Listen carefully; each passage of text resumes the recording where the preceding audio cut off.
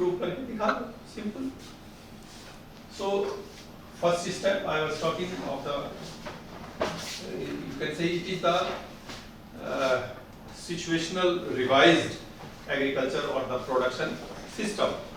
So because of the conventional system, lot of use of water and fertilizers, so we need to shift over to the another system which is sustainable. This system is not at all sustainable. So step 2, that is the substitute conventional inputs. So whatever inputs we are giving, that conventional input means today we are giving lot of, 1930 में Europe में ये synthetic fertiliser आ गया था, India में 50 के बाद आया, independence के बाद। तो उनके लिए भी ये कन्वेंशनल सिस्टम है, अभी हमारे लिए भी है, क्योंकि हम बहुत ज़्यादा यूज़ कर रहे हैं इसका। उन्होंने तो स्विच ओवर कर दिया टुवर्ड्स ऑर्गेनिक फार्मिंग काफ़ी कुछ हद तक, उनका तो 50-50 पे आ गया है। पर इंडिया जैसी कंट्री में ऑर्गेनिक फार्मिंग करने के लिए बहुत से एफर्ट चाहिए। हम सिंपल एग्जांपल है, आप अपना गार्बेज डिस्पोजल कैसे करते हो इन योर हाउस होल्ड? घर में कूड़ा कचरा होता है ना, कैसे करते हो उसको? सब कुछ इकट्ठा कर देते हैं हम, एक डस्टबिन होता है ना, उसी में सब डाल दिया, कांच भी डाल दिया, केले के छिलके भी डाल दिए, सब्जी के भी डाल दिए, वो ले जाएगा बेचारा, कोई साफ करेगा उसको करेगा। आज दिल्ली में इतने बड़े बड़े पहाड़ खड़े हो गए, वो आपस में ही लड़ रहे हैं पार्टी, इसने पहाड़ बना दिया, उसने पहाड़ बना दिया। पहाड़ तो हमने बनाया ना, जो कंज्यूमर है, जो पॉपुलेशन है, जो सोसाइटी है। गवर्नमेंट तो आती और जाती रहती, it is the society who has to think about the future. तो आज अगर पहाड़ बन गए तो कल तो पता नहीं क्या होगा, चारों तरफ पहाड़ी पहाड़ बन जाएंगे गार्बेज। लेकिन अभी तक India, we say that it is highly developed country now, going towards the developed countries. तो हमने गार्बेज सेपरेशन नहीं सीखा। और मैं इसलिए कह रहा हूँ कि जब मुझे जापान में जाने का मौका मिला, आज विजिटिंग फेलो, तो first week they told we will teach you how to live here in Japan and how to live in this apartment. एक हायर किया था उन्होंने, उसमें 8-10 फेलो थे, डिफरेंट कंट्रीज से आते थे, इंक्लूडिंग यूरोप। पहला एक हफ्ता उन्होंने हमें, जैसे वहाँ के जो सिटी का मेयर होगा उससे मिलवाया, उससे बात करवाई। सो हाउ टू टॉक, कैसे ग्रीट करना है उसको, कैसे उसके साथ बिहेव करना है, बोलना है, उठना है, बैठना है। देन रिसर्च की अभी जो है आपको सिखाएंगे कि how to dispose your garbage. 2 bag उन्होंने अपार्टमेंट में रखे थे, हर अपार्टमेंट में ग्रीन और रेड, 2 कलर थे उसमें, ब्लैक एंड ब्लू। तो उनमें आपको उन्होंने कहा कि ये कचरा ऐसे नहीं फेंकना है, जो ग्रीन है वो ग्रीन बैग में जाएगा, फिर वो रेस्ट है उसमें जाएगा। आपके कपड़े, जूते, कांच, कुछ ट्विक्स, किसी चीज की लकड़ी की है, कोई ऐसा सामान, वो अलग बांध के रखना है। और अपार्टमेंट के बाहर केजेस बने हुए हैं, और उन केजेस में उसको क्लासिफाई, फिर वहाँ भी वो बैग को भी क्लासिफाई करना है, ग्रीन बैग, एक येलो ब्लू बैग। और उसमें भी अगर आपने गलती की तो वो जो गाड़ी उठाने वाली आती थी वो नहीं उठाएगा। यहाँ मैं देखता हूँ देहरादून में वो चलता है सुबह सुबह, वो बड़ा हल्ला मचाता है, पता नहीं क्या क्या बोलता है, सारा कचरा एक साथ ले जाता है, सबको कहता है कचरा इसमें डालो। वो ये रिक्वेस्ट करते हैं कि कचरा आप इस गाड़ी में डालो। ये हमने कभी नहीं पढ़ा है किसी को कि कचरा कैसे क्लासिफाई करना है, from right from your home. अगर घर से हम उसको क्लासिफाई करके नहीं देंगे तो आगे तो कितनी दिक्कतें आने वाली। और जो बच्चे इसमें काम करते हैं, इसको कचरे में साफ करते हैं, वो कितनी बीमारियों के शिकार हो जाते हैं। तो उनको खाने के लिए नहीं है, इसलिए उनकी मजबूरी है, उनकी कौन केयर करेगा? सोसाइटी एंड सोसाइटी, इन सब के साथ साथ हमें एनवायरनमेंट भी देखना है। So third level is the reducing agro ecosystem, redesigning agro ecosystem. So agro ecosystem redesign, what is that? अब आप कुछ हॉर्टिकल्चर के हैं, कुछ रूरल एरिया वाले हैं। तो हॉर्टिकल्चर वाले का यही नहीं कि आपने बस केवल प्लांट ही लगाना है। अब एक रिसेंट इंसिडेंट में एग्जांपल देता हूँ। मैं भी यूनिवर्सिटी में आया था, वहाँ कटहल वटहल के पेड़ लगे हैं, अच्छे हैं, बढ़िया बड़े बड़े पेड़ हैं। लेकिन ये जो डिपार्टमेंट ऑफ हॉर्टिकल्चर है, जो भी होगा स्टेट गवर्नमेंट का, वो कुछ कटहल के सीडलिंग गांव-गांव में भेज रहे हैं। और मेरा कजिन है गांव में, खेत तो मेरा ही है, उसने उसमें भी उसी को दे रखा है। उसमें उसने 4-5 पेड़, छोटा सा खेत है, इतना इस रूम के बराबर होगा, जैसे 5 पेड़ कटहल के लगा दिए उसने। क्यों? क्या होगा उनका फ्यूचर कटहल का? 5 पेड़ हो जाएंगे इतने साइज में? फिर कटहल की जरूरत है क्या हमें? So cultivation is depend on the demand. अगर डिमांड है तब तो आप करोगे। कटहल कोई खाता है यहाँ? बंगाल में कटहल को एज ए फ्रूट्स खाते हैं जब पक जाता है, हम तो नहीं खाते। तो कटहल पड़ा रहेगा यहाँ, कितनी सब्जी खाओगे? इसको तो काटने में एनर्जी आती है, फिर सब्जी पकाने में भी एनर्जी बहुत जाती है गैस ज़्यादा खर्च होती है। तो इकोनॉमिक तो नहीं है रूरल एरिया के लिए। रूरल एरिया में क्या कहना है इसमें भाई? सर एक्चुअली ये स्टेट गवर्नमेंट की ना वो है क्या इसमें काफ़ी वो हुआ था, कटहल जो है वो उसमें आया है एज ए सुपर फूड में। तो इसका एक्सपोर्ट बहुत इंडिया से बढ़ा है लास्ट 5 ईयर में। तो इंडियन गवर्नमेंट ने इसे एज ए सुपर फूड, जैसे एवोकाडो है ना, तो ठीक है सुपर फूड बनाएगा। हाँ, तो लेकिन उसके लिए आप इकोलॉजी तो देखोगे। गवर्नमेंट तो कॉपी पेस्ट कर दिया ना। तो वही तो मैं समझाना चाह रहा हूँ। तो हाउ वी शुड प्लान, हमको उसको एग्रो इकोलॉजी भी तो देखनी इस क्रॉप की कि वो इस हमारे सिस्टम में फिट हो रहा है कि नहीं हो रहा है। यहाँ खेती छोटे हैं, the total land area is around 14% under agriculture in Uttarakhand. बाकी forest majority of area is under the forest, और हिल्स में 3% है। 3% एरिया में आप क्या क्रॉप ग्रो कराओगे? That should be the priority, तभी तो इकोनॉमी बैठेगी भाई। अगर इकोनॉमी नहीं पड़ेगा तो फिर प्रोडक्शन कैसे चलेगा system? So we have to redesign whole system based on the agro ecological condition. कौन सी क्लाइमेट उसको फेवर कर रही है, कौन सी सॉइल कर रही है। अच्छा, हिल इकोसिस्टम की एक बड़ी खासियत है कि हमें एक ही खेत में कई सारे मोड मिल जाते हैं। So sometime it is east facing, sometime waste facing, north facing, south facing. तो 3 डायमेंशनल लैंड है। इसको और भी हमें और भी इकोलॉजी इसकी देखिए, क्योंकि माइक्रो क्लाइमेट इतनी सारी बन रही है। अगर ईस्ट वो है वो साउथ फेसिंग है तो अच्छी धूप मिल जा रही है उसको, नॉर्थ फेसिंग है कम धूप मिल रही है। नॉर्थ फेसिंग में आपने देखे होंगे ज्यादातर क्वेर्कस फॉरेस्ट है। अगर माउंटेन में देखो तो जो नॉर्थ फेसिंग माउंटेन है जहाँ धूप कम आती है तो क्वेर्कस है। जो साउथ फेसिंग है उसमें पाइन है। Pine is zero tree plant, बहुत कम पानी से पाइन हो जाता है। अब वो पाइन धीरे धीरे क्या है आपकी एग्रीकल्चर लैंड को भी ऑक्युपाई कर रहा है। तो जब तक हम लोग, मैं तो गवर्नमेंट पे दोष भी नहीं दे सकते क्योंकि गवर्नमेंट अकेला भी नहीं कर सकती है।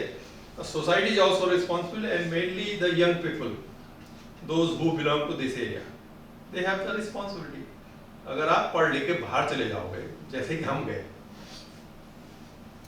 लेकिन ठीक है, लेकिन हमें बाद में याद तो आई इस जगह की। उस समय हमें इतना यहाँ इतनी अपॉर्चुनिटी भी नहीं थी। तुम्हारे पास तो आज बहुत अपॉर्चुनिटी हो गई। हमने तो फाइट किया था कि हमको चाहिए विश्वविद्यालय 70s में जब मैथ्स में पढ़ते थे। उसके बाद पहला यूनिवर्सिटी खुला 73 में। तो आज तो पता नहीं कितनी यूनिवर्सिटी है उत्तराखंड में, याद भी नहीं आती कितनी है। प्राइवेट भी बहुत हो गई ना, देहरादून में हर कॉलेज तो यूनिवर्सिटी बन गया। 3-4 तो एक तो आपको वहाँ सेंट्रल यूनिवर्सिटी हो गई, फॉरेस्ट्री, हॉर्टिकल्चर, इतनी यूनिवर्सिटी है, इतना स्कोप है। अगर यहाँ का यंग पोटेंशियल, यंग मास अगर नहीं सोचेगा यहाँ के इकोसिस्टम के बारे में, तो दिल्ली से तो नहीं आएगा कोई, है नहीं। So the fourth level is connect consumers and producers. अब यहाँ पे कटहल माना उगा दिया तो कंज्यूमर तो आप है नहीं, आपका एक्सपोर्ट होगा। एक्सपोर्ट तो मैं कहता हूँ रागी भी हो जाएगी आपकी, तो रागी क्यों नहीं करते हैं? So we have to think, we have to redesign our ecosystems based on the environmental situation, condition, microclimate, and we have to make a link between consumer and producer. ऐसे ही नहीं कि एक्सपेरिमेंटल लगा रहे हैं कटहल, हो सकता है इससे बहुत पैसा मिल जाए, कुछ गोल्डन क्रॉप है, ऐसा भी नहीं। we have to think our local situation, हमें लोकल इकोनॉमी बढ़ानी है। आज की डेट में मैं जब आ रहा था तो सारे जो मार्केट के किनारे किनारे बैग में, पॉलिथीन बैग में रख के उन्होंने रखा हुआ था सामान। इसी में गए तो उड़द, झंगोरा, कोदा, जख्या, ये बहुत सालों से चल रहा है। रोड साइड में ये मार्केटिंग है उनकी, उसमें भी मैं बाद में आऊंगा आगे। So let us try, it is all at the global level, इसमें कोई लोकल वो नहीं है, but we have to think locally और act locally, think globally. So consumer, connect consumer and the producer through the development और alternative food network अभी तो नया फूड भी बहुत सारा, जंक फूड को छोड़ दो, जैसे हमने पहले यहाँ कोदा झंगोरा सारे होते थे, गुजरात में भी जो है आपका पल मिलेट सोरगम ये सब होते थे। जब हम 80s में गए थे तब भी 50-50 था, ग्राउंडनट एंड बाजरा। बाजरा की रोटी आज भी खाते हैं ट्रेडिशनल। हम लोग शायद कोदे की रोटी नहीं खाते हैं, एक तो कोदा मिलता नहीं है, दूसरा हमने उसको थोड़ा इंफीरियर माना, ये अच्छा नहीं है। चावल गेहूँ ठीक है, लेकिन 50s की सिचुएशन अगर आप देखो तो हमें गेहूँ कहाँ से आता था? तब अमेरिका ने गेहूँ दिया था और उस गेहूँ को लोग गांव वाले खाते नहीं थे। और तब कुछ ज्वार बाजरा भी आया था प्लेन से, कि भाई उस समय तो फूड ग्रेन सप्लाई बहुत मुश्किल हो गई, तो ज्वार बाजरा भी लोग खाते नहीं थे, और वो अमेरिकन गेहूँ फिर उनको मजबूरी में खाना पड़ता था। अमेरिकन गेहूँ में क्या फर्क है जो इंडियन में नहीं? इंडियन तो हम चपाती के रूप में खाते हैं, अमेरिकन तो ब्रेड बनाते हैं ना। वो ये वैरायटी थोड़ी लगाएंगे जो आप लगा रहे हो आज। उनकी तो ब्रेड कुकिंग, उनकी तो क्वालिटी ऑफ कुकिंग अलग है, मेथड ऑफ कुकिंग अलग है, तो दे नीड डिफरेंट वैरायटी। आजकल हर चीज की एक वैरायटी है, बार्ले में बहुत सारी वैरायटीज हैं, पर्पज भी बहुत सारे हैं, उनके यूजेस भी बहुत सारे हैं, तो we have to think on that. So alternative food means that जो हमने छोड़ दिया है। दूसरी चीज है, एक बहुत बड़ी गलती जो करते हैं, जो राइस हम अभी खा रहे हैं, that is a polished rice. Polished rice सारा छिलका तो निकाल दिया। जो हम कहते हैं ना, तो गांव में जो पुराने बुजुर्ग लोग में, तो वो ये कहते थे ये बहुत पौष्टिक होता है। उस समय एक सुपड़ी होती थी, उससे अगर उठा के तो एक लेयर जम जाती थी बाहर, उसको खाते थे, ठीक है कि वो बड़ा मीठा होता था। So that is the outer layer of that grain, which has been now removed by the milling or polishing of it. तो वो न्यूट्रिटिव लेयर थी, एलुरोन लेयर, मोनोकॉट ग्रेन में एक एलुरोन लेयर है जो कि एमाइलेज रिलीज करेगी during germination to digest the carbohydrate. जब कार्बोहाइड्रेट आ तो प्लांट को फूड मटेरियल मिलेगा और वो आगे बढ़ेगा। वो हमने हटा दी था कि it is now nothing more than a carbohydrate capsule, छोटे छोटे जो चावल का ग्रेन है। तो we have to switch over food habit. जितनी ज्यादा डाइवर्सिटी, क्यों इतनी बायोडाइवर्सिटी है नेचर में? नेचर में इसीलिए कि आप किसी चीज से कुछ न्यूट्रिएंट मिलता है, किसी से कुछ मिलता है, कुछ मिलता है, तो हर एक से अगर थोड़ा हर चीज डाइट में रहेंगे सब मिलेंगे। और हमारी डाइट में चपाती होगी, दाल होगी, उसकी ये क्या होता है, कैजन अरहर की दाल, अब एक ही दाल में फिक्स हो जाएंगे, so that is also not good. You have to eat variety of dals, variety of sources of carbohydrate, proteins, and all that. Then the fifth level is building a new global local food system. Either you make a global system if it is demand, or a local food system, whatever the demand you can meet. And participation of the local people, that is must, that is all people's participation in the developmental programs. Then location, fairness and justice. So all these programs, they should run with the at a specific location with the fairness, all the fairness we have to adopt. अगर हम माना कटहल भी उगा रहे हैं तो we should convince why it is required. ये सिंपली ये नहीं कि उन्होंने कह दिया, सेंट्रल गवर्नमेंट ने कह दिया हम यहाँ लगा दें। पहले ऐसे यूपी से कुछ ऑर्डर आता था कि सारे पहाड़ों में जो है हैंडपंप लगा दो, उसके लिए पैसा भी आ जाता था, और यहाँ आते थे प्रैक्टिकली हैंडपंप लगा नहीं पाते थे। उसके बाद हैंडपंप लगे हैं, लेकिन सारे ड्राइड अप हो गए, कुछ ही दिन चलते हैं, उसके बाद तो सूख जाते हैं। जितने दिन वाटर रहेगा तो हो जाएगा, फिर उसके बाद क्या करोगे, तो खत्म हो जाता है। तो that is not very practical in high mountain areas. So all these 5 levels, they are governing. The level 1 is the agro ecosystem, and in agro ecosystem we include biodiversity, animal health. So animal health, the animal which we are rearing, जिनको हम पाल रहे हैं, वो गाय हो चाहे बैल हो, बैल तो सब खत्म हो गए था। और जो भी फॉरेस्ट इकोसिस्टम में अगर एनिमल है तो उनका प्रोटेक्शन भी हमारे काम है। अगर उनको हम डिस्टर्ब करेंगे, जैसे अभी कहते हैं वो वहाँ पे आ गया गुलदार, पहाड़ों में काफी आ रहा है, बाहर लोगों को पेनिटर भी हो जा रहा है। तो अगर पहाड़ों से लोग भाग जाएंगे तो फिर एनिमल ही तो रहेंगे, उनका क्या कसूर है, वो तो जंगल में रह रहे हैं। जब ये जो जितना तराई वाला एरिया है, इसमें पहले जंगल था, सारे हाथी और ये जंगली जानवर वहाँ रहते थे। अब उसको काट के हमने सारा व्हीट और राइस सब ग्रो करा रहे हैं, कल्टीवेशन कर दिया, तो वो हाथी और वो कहाँ जाएंगे? वो तो इधर ही आएंगे, क्योंकि उनके खेत थे जंगल में, उनको खाने को नहीं मिल रहा है, वो गन्ने खाना आएगा ही आएगा। जिस और ये सारी सिटीज के अंदर आता है, इस रोड से मत जाना, यहाँ हाथी आ जाएगा, ये आ जाएगा, तो वो एनिमल कहाँ जाएगा? उसका प्रोटेक्शन कौन देखेगा? अगर आदमी नहीं देखेगा तो जानवर तो खुद नहीं कर सकता बेचारा प्रोटेक्शन, तो हमें ही सोचना पड़ेगा। We should take it as a integral part of a agro ecosystem. Agro ecosystem is not in a isolation, अकेले में नहीं देखना चाहिए कभी कि हमने गेहूं बो दिए तो ये गेहूं और धान के लिए इकोसिस्टम बन गया। बट एडजॉइनिंग में क्या है, मतलब for cultivation of rice you are getting sufficient natural resource of water, या पानी जमीन से ही खींच के कर रहे हो। अगर नेचुरल रिसोर्स है, पानी बह रहा है, वेस्ट जा रहा है, कल्टीवेट राइस, कोई दिक्कत नहीं।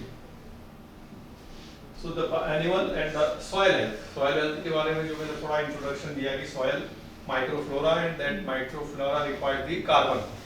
कार्बन जब उसको मिलेगा तब वो आपके जो एफआईएम वगैरह है उनको ह्यूमिक एसिड रिलीज करेगा, and that humic acid will help in solubilising the nutrients, and those nutrients will be available for the plant. लेकिन ऑर्गेनिक मैटर में that nutrient will be released very slowly, एकदम तेजी से नहीं बढ़ेगा जैसे urea डालने से बढ़ जाता है। अब हमें आदत पड़ गई थी, हमें तुरंत रिजल्ट मिलने से, आज मैं यूरिया डालूं, कल पत्तियां 1-2 दिन में खूब अच्छी लीफी रेड ऐसे बन जाएगी।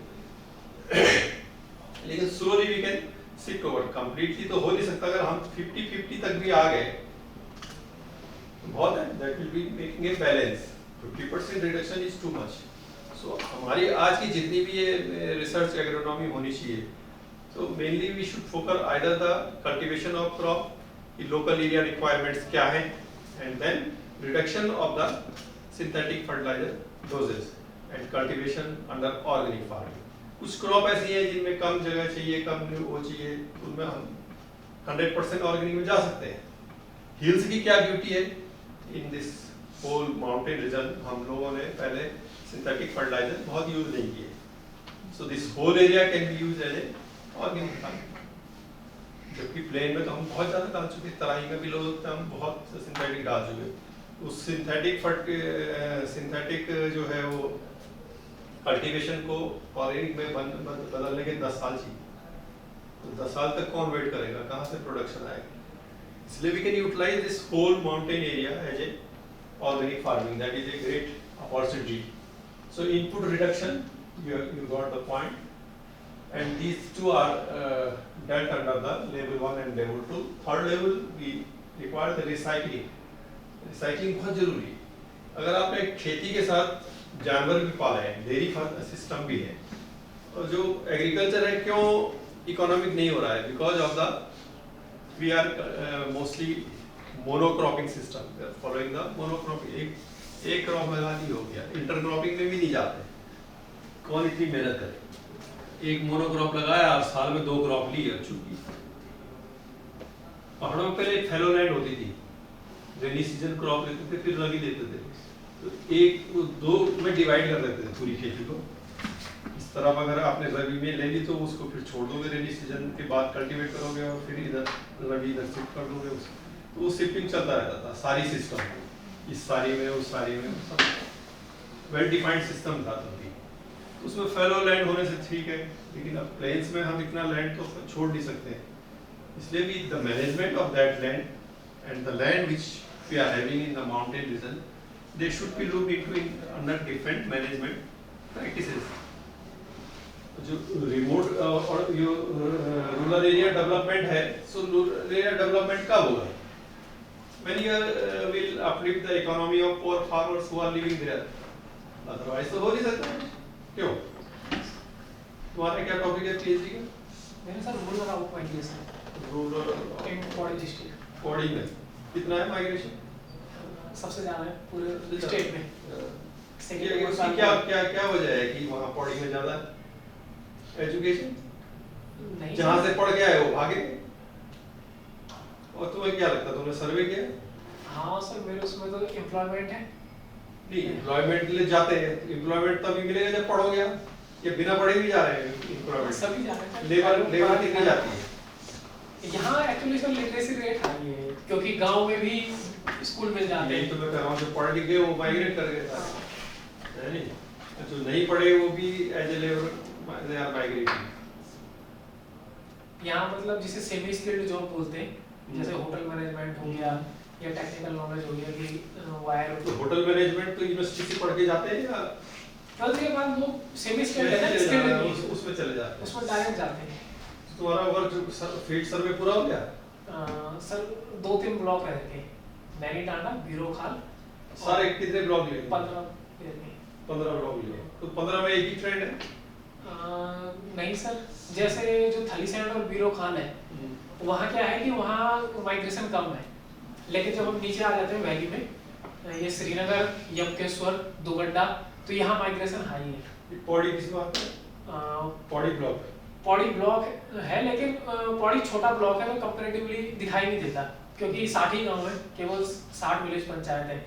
लेकिन जो दुगड्डा है, दुगड्डा पूरे हरिद्वार से शुरू होकर रामनगर में खत्म होता है, बहुत बड़ा ब्लॉक है। और जो थलीसैंड है वो खिरसू से शुरू होकर नैनी टांडा में खत्म होता है, तो काफी बड़ा ब्लॉक है। तो खिरसू ब्लॉक में क्या है वहाँ? Education high? खिरसू ये श्रीनगर में ही है सर, श्रीनगर से खिरसू तक बस इतना ही है, छोटे से ब्लॉक। हाँ, तो इन ब्लॉकों में मतलब मेनली एम्प्लॉयमेंट ही है, लेकिन जब हम थलीसैंड में बीरो खाल जाते हैं वहाँ मेन एम्प्लॉयमेंट नहीं है, वहाँ एजुकेशन भी एक मुद्दा है क्योंकि उन एरियो में एक तो बहुत बड़े ब्लॉक है। दूसरा, लोग क्यों जाते हैं? क्योंकि they are not getting the health care facilities. यहाँ डॉक्टर कहाँ है? रोड कहाँ है कि जो बेचारे कई रोज को अखबार में आता है कि उसको 4 महीने में इतने किलोमीटर लेके चले तब वहाँ लाए, है? सो इंफ्रास्ट्रक्चर नहीं है, हेल्थ केयर फैसिलिटीज नहीं है, एजुकेशन भी कहाँ है गाँव में? आप स्कूल खोल दो, स्टाफ नहीं है, वो लोग सरकारी स्कूल सब छोड़ रहे हैं, कुछ प्राइवेट स्कूल आ रहे हैं, वहाँ जाते हैं बिकॉज ऑफ दैट कि आपने एक टीचर बिठाया, वो कभी आया कभी नहीं आया, कोई देखने वाला नहीं है, स्कूल की बिल्डिंग नहीं है, छत टूट रही है, कौन देखता है? ये सारी चीजें तो हैं अभी भी, चाहे गवर्नमेंट कितना भी कहे, all this things are there and migration तो चलता रहेगा। रेट थोड़ा चेंज होगा या हो, क्या क्या आपका फ्यूचर एक्सपेक्टेशन क्या है? रेट विल चेंज और migration will stop completely? Sir अगर हम लोगों के पर्सनल उसकी बात करते हैं जब, तो माइग्रेशन बहुत अच्छा है क्योंकि इससे रेमिटेंसेस आते हैं। मतलब जैसे किसी का बेटा होटल मैनेजमेंट में दुबई जॉब कर रहा है, उजड़ जाता है, सर लोगों को पैसे उजड़ गया, ये ठीक है, आपका घर तो उजड़ गया, जितने माइग्रेट हुए हैं बाहर गए हैं, ठीक है, वो शुरू से है माइग्रेशन, आज ही नहीं है कि ये तो जब इंडिपेंडेंस भी नहीं हुआ था तब से माइग्रेशन है, क्योंकि जॉब तो सर्च करना ही है, हर एक को रोजी रोटी का एक सवाल है। यहाँ एग्रीकल्चर सस्टेनेंस के लिए है कि थोड़ा बहुत खा लिया, और आज गवर्नमेंट की पॉलिसी क्या है एग्रीकल्चर में? फूड चेन सप्लाई में क्या पॉलिसी गवर्नमेंट? सर यहाँ अगर हम बात करें एग्रीकल्चर की तो गवर्नमेंट का मतलब वहीं पे थोड़ा सा वीक है। अगर गवर्नमेंट एग्रीकल्चर के बदले हॉर्टिकल्चर में वो दे थोड़ा सा, ये अप्रोच नहीं रखनी है। देखो, the same thing I am talking here, जब आप एग्रीकल्चर की बात करो, we should talk of a integrated way of agriculture. Horticulture उसमें अलग नहीं है, फॉरेस्ट्री और एग्रो फॉरेस्ट्री उसमें अलग नहीं है, this is whole the ecosystem. आप इसको लो एग्रीकल्चर, जैसे इन्होंने डिपार्टमेंट बना रखे हैं, हर पता नहीं किस गवर्नमेंट में क्या है, लेकिन Uttarakhand government should not have a separate department for agriculture, separate department for horticulture. तो वो तरीका ही गलत है, आपने वहीं से बाइफरकेट कर दिया उसको। अब एग्रीकल्चर वाला जाएगा, वो कहेगा जी तुम ये बीज है ना, ये बीज है, और वो बीज भी कहाँ से लाते हैं पता नहीं, कहाँ से बाजार से खरीद के लाके गाँव वालों को दे देते हैं, और जो ये जूस वूस बनाते हैं, उनके सीड जो बनते हैं उसको लगा के फिर गाँव वालों को दे देते हैं। तो वो हमारी मेथोडोलॉजी है, अप्रोच वो सही अप्रोच नहीं है। जो ये सीड होते हैं, जब जूस निकाल लो बांटने का, जो सीड बचे उसको गाँव वालों को सीड ग्रो करा के गाँव को दे देते हैं। ये मैंने पूछा है इनसे, है नहीं, अभी और डिटेल में भी आऊँगा, इसलिए मैं देख लेता हूँ जरा टाइम कितना है, क्योंकि बातें बहुत करनी है, थोड़ा जल्दी चलता हूँ। So land and natural resource governance, that is the governance. What are the government policies which are governing the system? अब हम अकेला तो नहीं कर सकते। देखो, मैं एक एग्जांपल दूं अपने गांव का, अपनी ही जमीन का। मैं बहुत इंटरेस्टेड हूँ कि मेरे खेत 2-4 तो हैं, जो पास है, वहीं घर भी है, उसके नीचे अब वो आप दे दिए जिन लोगों को 40 साल से वही देख रहे हैं, जो और कजिन वहाँ रहते हैं। अब उसमें रोड भी आ गई है, उसमें कुछ खेत कटे, जो भी कटे, पेड़ कटे, सब ठीक है। अब हमारे घर पे बिल्कुल बगल में रोड है, तो हम सोचते हैं कि चलो भाई वहाँ कुछ होना चाहिए। तो मैंने हॉर्टिकल्चर डिपार्टमेंट में, मेरा इंटरेस्ट है कि यहाँ कुछ तो कंट्रीब्यूट करें। आखिर हमने अगर 32 साल ICAR में एग्रीकल्चर रिसर्च की, उस रिसर्च को फील्ड लेवल में अगर ट्रांसलेट नहीं कर पा रहे हैं तो कुछ भी नहीं है। This is the best challenge, यही तो जरूरत है काम करने के लिए। तो अगर इसमें हम थोड़ा भी नहीं कर, जब हम अपना ही घर नहीं बना सकते तो फिर और बात करना बेकार है।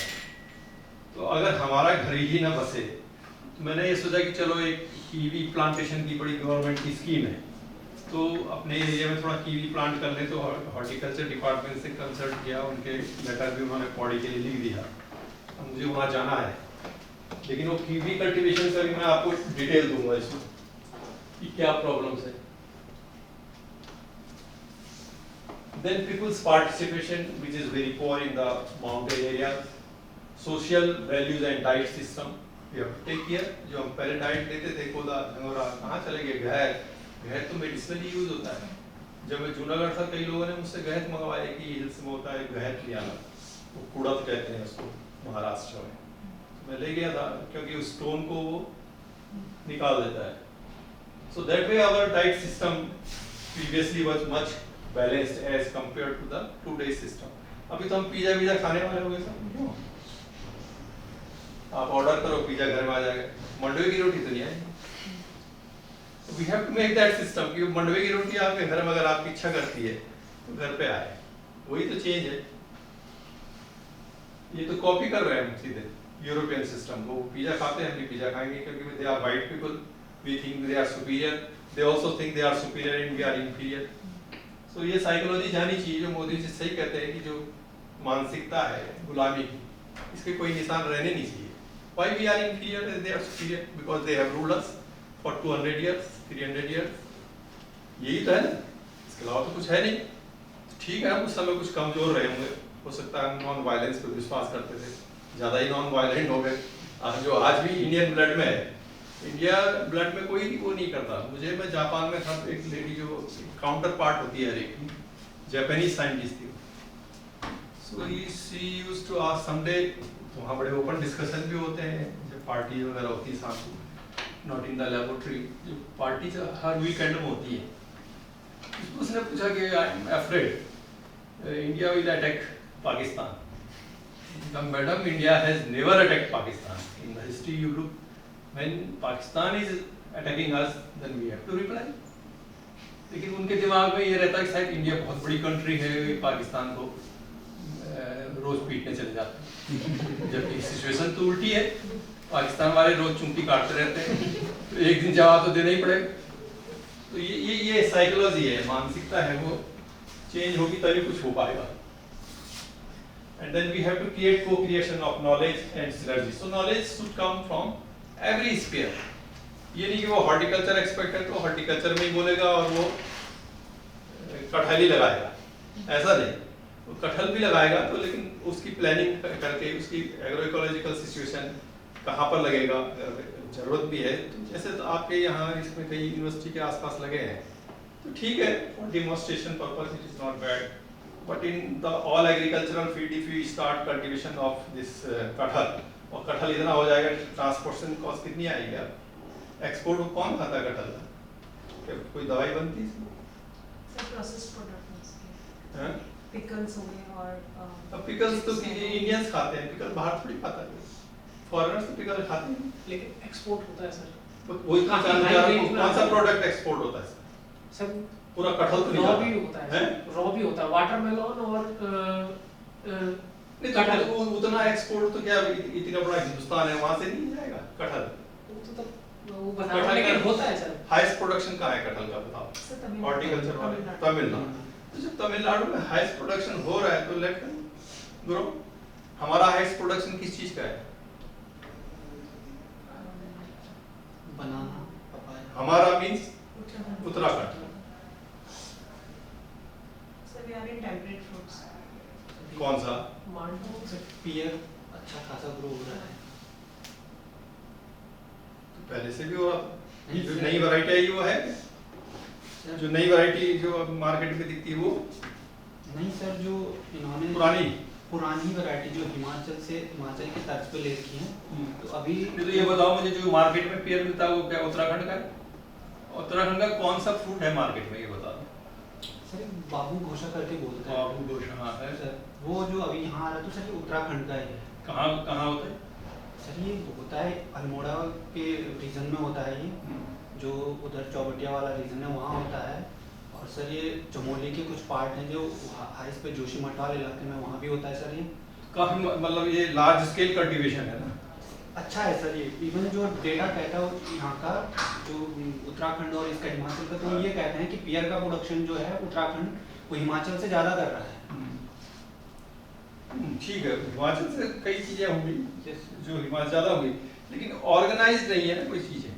ये है नहीं है कि हमने आगे एक पियर और जैसे वहाँ सेब के बगीचे हैं, ठीक है, दरअसल चकमक डाइवर्सिटी है हाँ। क्लाइमेट की, डाइवर्सिटी क्लाइमेट की है। तो जो हाई एल्टीट्यूड है वहाँ एप्पल अच्छा ग्रो हो रहा है, जैसे जो मिड है उनमें वॉलनट और माल्टा है, सिट्रस वैराइटीज हम अच्छा ग्रो कर पा रहे हैं। फिर नीचे के जैसे देहरादून एरिया थे तो वहाँ पहले लीची अब ये तो ठीक है, ग्रो कर पा रहे हैं। Since how long we will be talking this, grow कर पा रहे हैं, कब होगा ग्रो, लेकिन प्रोडक्शन सिस्टम बनाना है ना हमें तो। अब वो हम कर पा रहे हैं वाला तो बहुत पुराना हो गया। बट हाई एल्टीट्यूड में एप्पल पे स्टैंड काम अच्छा चल रहा है, कर रहे हैं। कौन कर रहा है? हर्षिल है, हर्षिल हो गया। त्यूड़ी, मोरी नहीं, और स्टेट नौगाम गवर्नमेंट- वाली सर पैटर्न। बरसात जो नहीं, है यूनिवर्सिटी वहाँ पे भी बरसात का देखो पहले से ही बहुत अच्छा ऑर्चर्ड था। Yes sir. यूनिवर्सिटी में तो मेरे ख्याल से पता नहीं क्या क्या है, मुझे मालूम नहीं। पहले से ही हम बरसात सुनते थे, रानी खेत में एप्पल का बहुत बड़ा ऑर्चर्ड था। कोई पता नहीं यूनिवर्सिटी ने ले लिया क्या, ये वो स्टेट गवर्नमेंट में पता नहीं। चौबटिया उसको चौबटिया वाला, हाँ, ये दो तो पहले से थे। पहले तो प्रोडक्टिविटी अच्छी रही होगी, अब तो 40-50 साल और हो गए, तो क्या इन्होंने इनको रिप्लेस किया? बरसात में तो नहीं रिप्लेस किया। सर रिप्लेस नहीं किया, लेकिन एरिया जो था बढ़ाया? जो रीजन था वहाँ पे नई varieties नहीं लगाई लगाया, गई। कुछ नहीं, वैरायटी सर, वो किया हो। इस एरिया में कहीं नहीं बढ़ा है रीजन। पौड़ी, अल्मोड़ा, चमोली, तो एक ही रीजन में बढ़ा है सर, केवल उत्तरकाशी के नौगांव, त्यूड़ी और उत्तरकाशी मोरी। वाला, और कल मैं वो देख रहा था जो वो रोडों से अटैच होता है जो एरिया। ये हिमाचल वाला सेब है, वो एक अंग्रेज कोई आया था 1900 सर विल्सन विल्सन सर वो तो हर्षिल में आया था। नहीं, हर्षिल वाला दूसरा था, हिमाचल में जो आया था। और फिर वो वही वो कोड़ी जो कुष्ठ रोग है उसके लिए आते थे पहले, जैसे मदर टेरेसा ने हिमालय में किया लेप्रोसी के लिए, यस उसी के लिए वो आया था और धीरे धीरे वो यहीं रह गया। Yes sir. फिर उसकी पूरी जनरेशन, उसका जो ग्रैंड सन है वो उसको टीवी में दिखा देते थे, तो टिपिकल हिमाचली जैसा ही दिख रहा था कि यहीं का हो गया, यही लैंग्वेज बोलते हैं। तो उन्होंने जो वैरायटी लगाई थी वही आज भी चल रही है, वो ये बता रहा था। And now that variety need to be replaced. त्यूड़ी और मोरी रोडों में पूरी रिप्लेस हो चुकी है सर, गारा लगी है। उत्तरकाशी में एक वैरायटी है, वो भी किसी ने विलियम्स जो क्या है उन्होंने लगाई थी। डेलिशियस लगी है सर, जो हर्षिल में अभी भी है। और उसकी ये कटिंग प्रोपेगेट कर रहे हैं, लेकिन अब जो नहीं आती सर वो ये गारा टिश्यू आती है। कल्चर कर रहे हैं। और ठीक है, कुछ काम चल रहा है, लेकिन क्या सेटिस्फाइड है उससे? नहीं। सेटिस्फाइड सेक्शन तब होगा जब मार्केट में आएगा, जब लोकल की इकोनॉमी बदल जाएगी, है ना? तभी तो पता लगेगा कि कुछ हो रहा है। उसका रीजन सर जब एक ही है, तक हमारे यहाँ चकबंदी जब होगी तभी हम ऑर्गेनाइज हो पाएंगे। वही तो चाहिए, लैंड नेचुरल रिसोर्स गवर्नेंस। अगर गवर्नमेंट चकबंदी नहीं करेगी तो नहीं होने वाला कुछ ना। Yes, sir. तो वो कौन करेगा? तो गवर्नमेंट में करना है। तो वही टॉपिक है मेन, उसी पे आगे बढ़ते हैं। चलो, ये काफी हीट प्रोड्यूस कर रहा है, चलिए इसके बाद बना हुआ है। So factor affecting some modern crop production system and food supply chain. तो कौन कौन से फैक्टर है? So cost of production input, उसी के बेसिस पे हम डिटरमाइन करेंगे demand for the produce.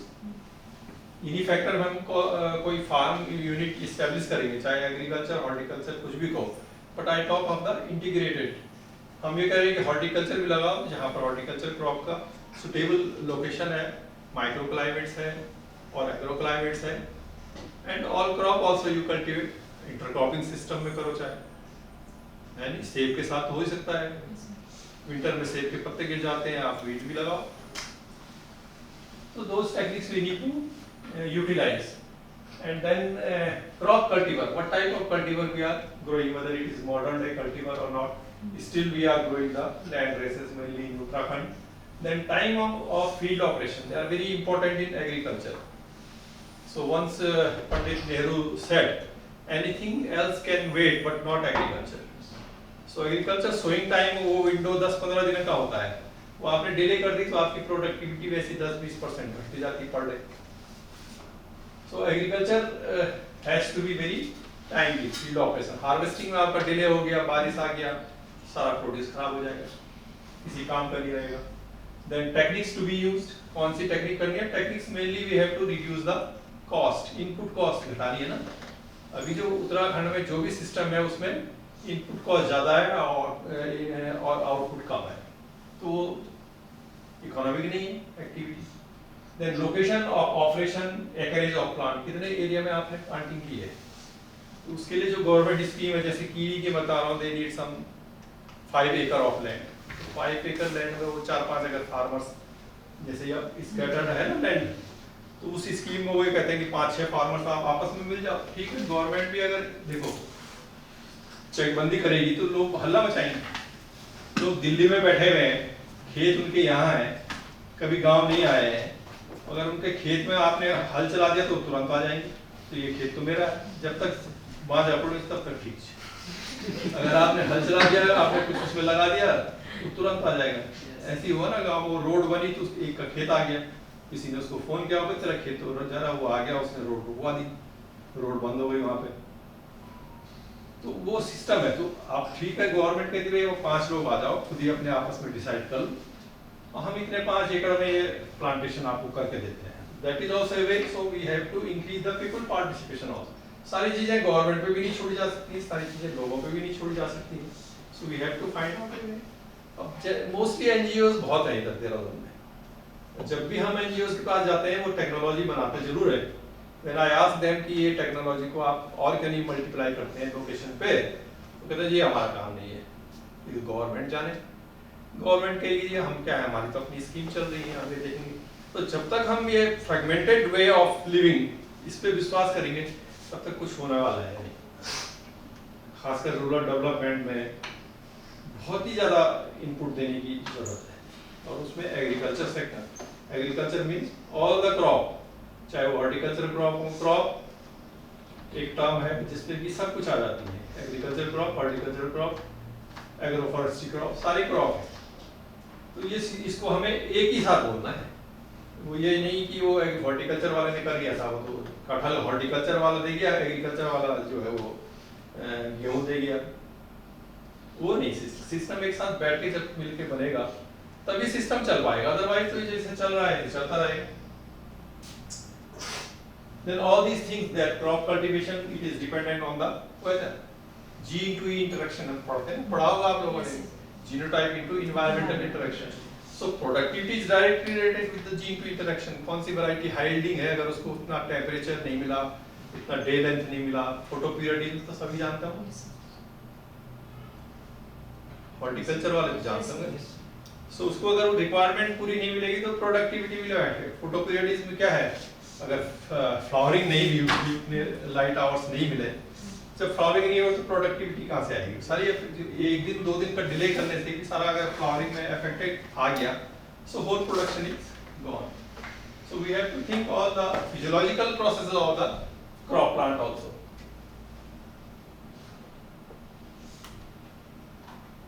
Current status ये क्या हो रहा है. ये फोटोग्राफ मैंने अपने गांव जाते जहाँ तक फर्स्ट फोटोग्राफ था, जहाँ वो गंदला वाला है, वही खेत है. सो this is the picture of cultivation. इसमें कुछ नजर आ रहा है आपको, क्या कमी है? ये किस चीज का पेड़ है? एमरंथस है. So what is the situation? Insect सारा खा गया. ठीक है, वो नहीं डालते insect, but this is not the proper crop management. एक तो आपने सारी वो डाल दी, 6 तो मैंने बताया ऐसे यार क्या है, 12 अनाज वाला सिस्टम, 12 एक साथ डाल देने. So 70% of the state population living in the rural areas. 14% of the land is being utilized for agriculture, and in mountain region only 3% land is there. And उस 3% में अगर 1.5 आप छोड़ दो, माइग्रेशन खेत बांझा हो गए सब, तो 1.5% ही बचा, और उस 1.5% में भी ये खेती हो रही है. तो ये क्या, ये प्रोग्रेसिव फार्मिंग है? ये कुछ सॉल्यूशन निकलेगा इससे? Do you think this will serve the society? क्यों? नहीं कर पाएगा ना, जब तक सिस्टम चेंज नहीं आएगा कुछ नहीं हो। गवर्नमेंट तो अपनी स्कीम लाती रहेगी, कभी हम चिल्लाएंगे कि हमें साहब खेत छोड़ के जो हमें दो, वो कहीं होने वाला नहीं है। जिसको अच्छी जगह लैंड मिलेगी वो तो हल्ला मचाएगा, मेरे खेत तो इधर थे। जिसको बुरी जगह मिलेगी, किसी को अच्छा मिलेगा, किसी को पहाड़ में तो ऊपर नीचे है, पत्थर वाली खेती है, सिंचाई वाली खेती है, तो उसको इंटीग्रेशन करना ही मुश्किल है। Integration in terms of cultivation अगर हम करें, instead of integrating the land, we should integrate the land in terms of cultivation.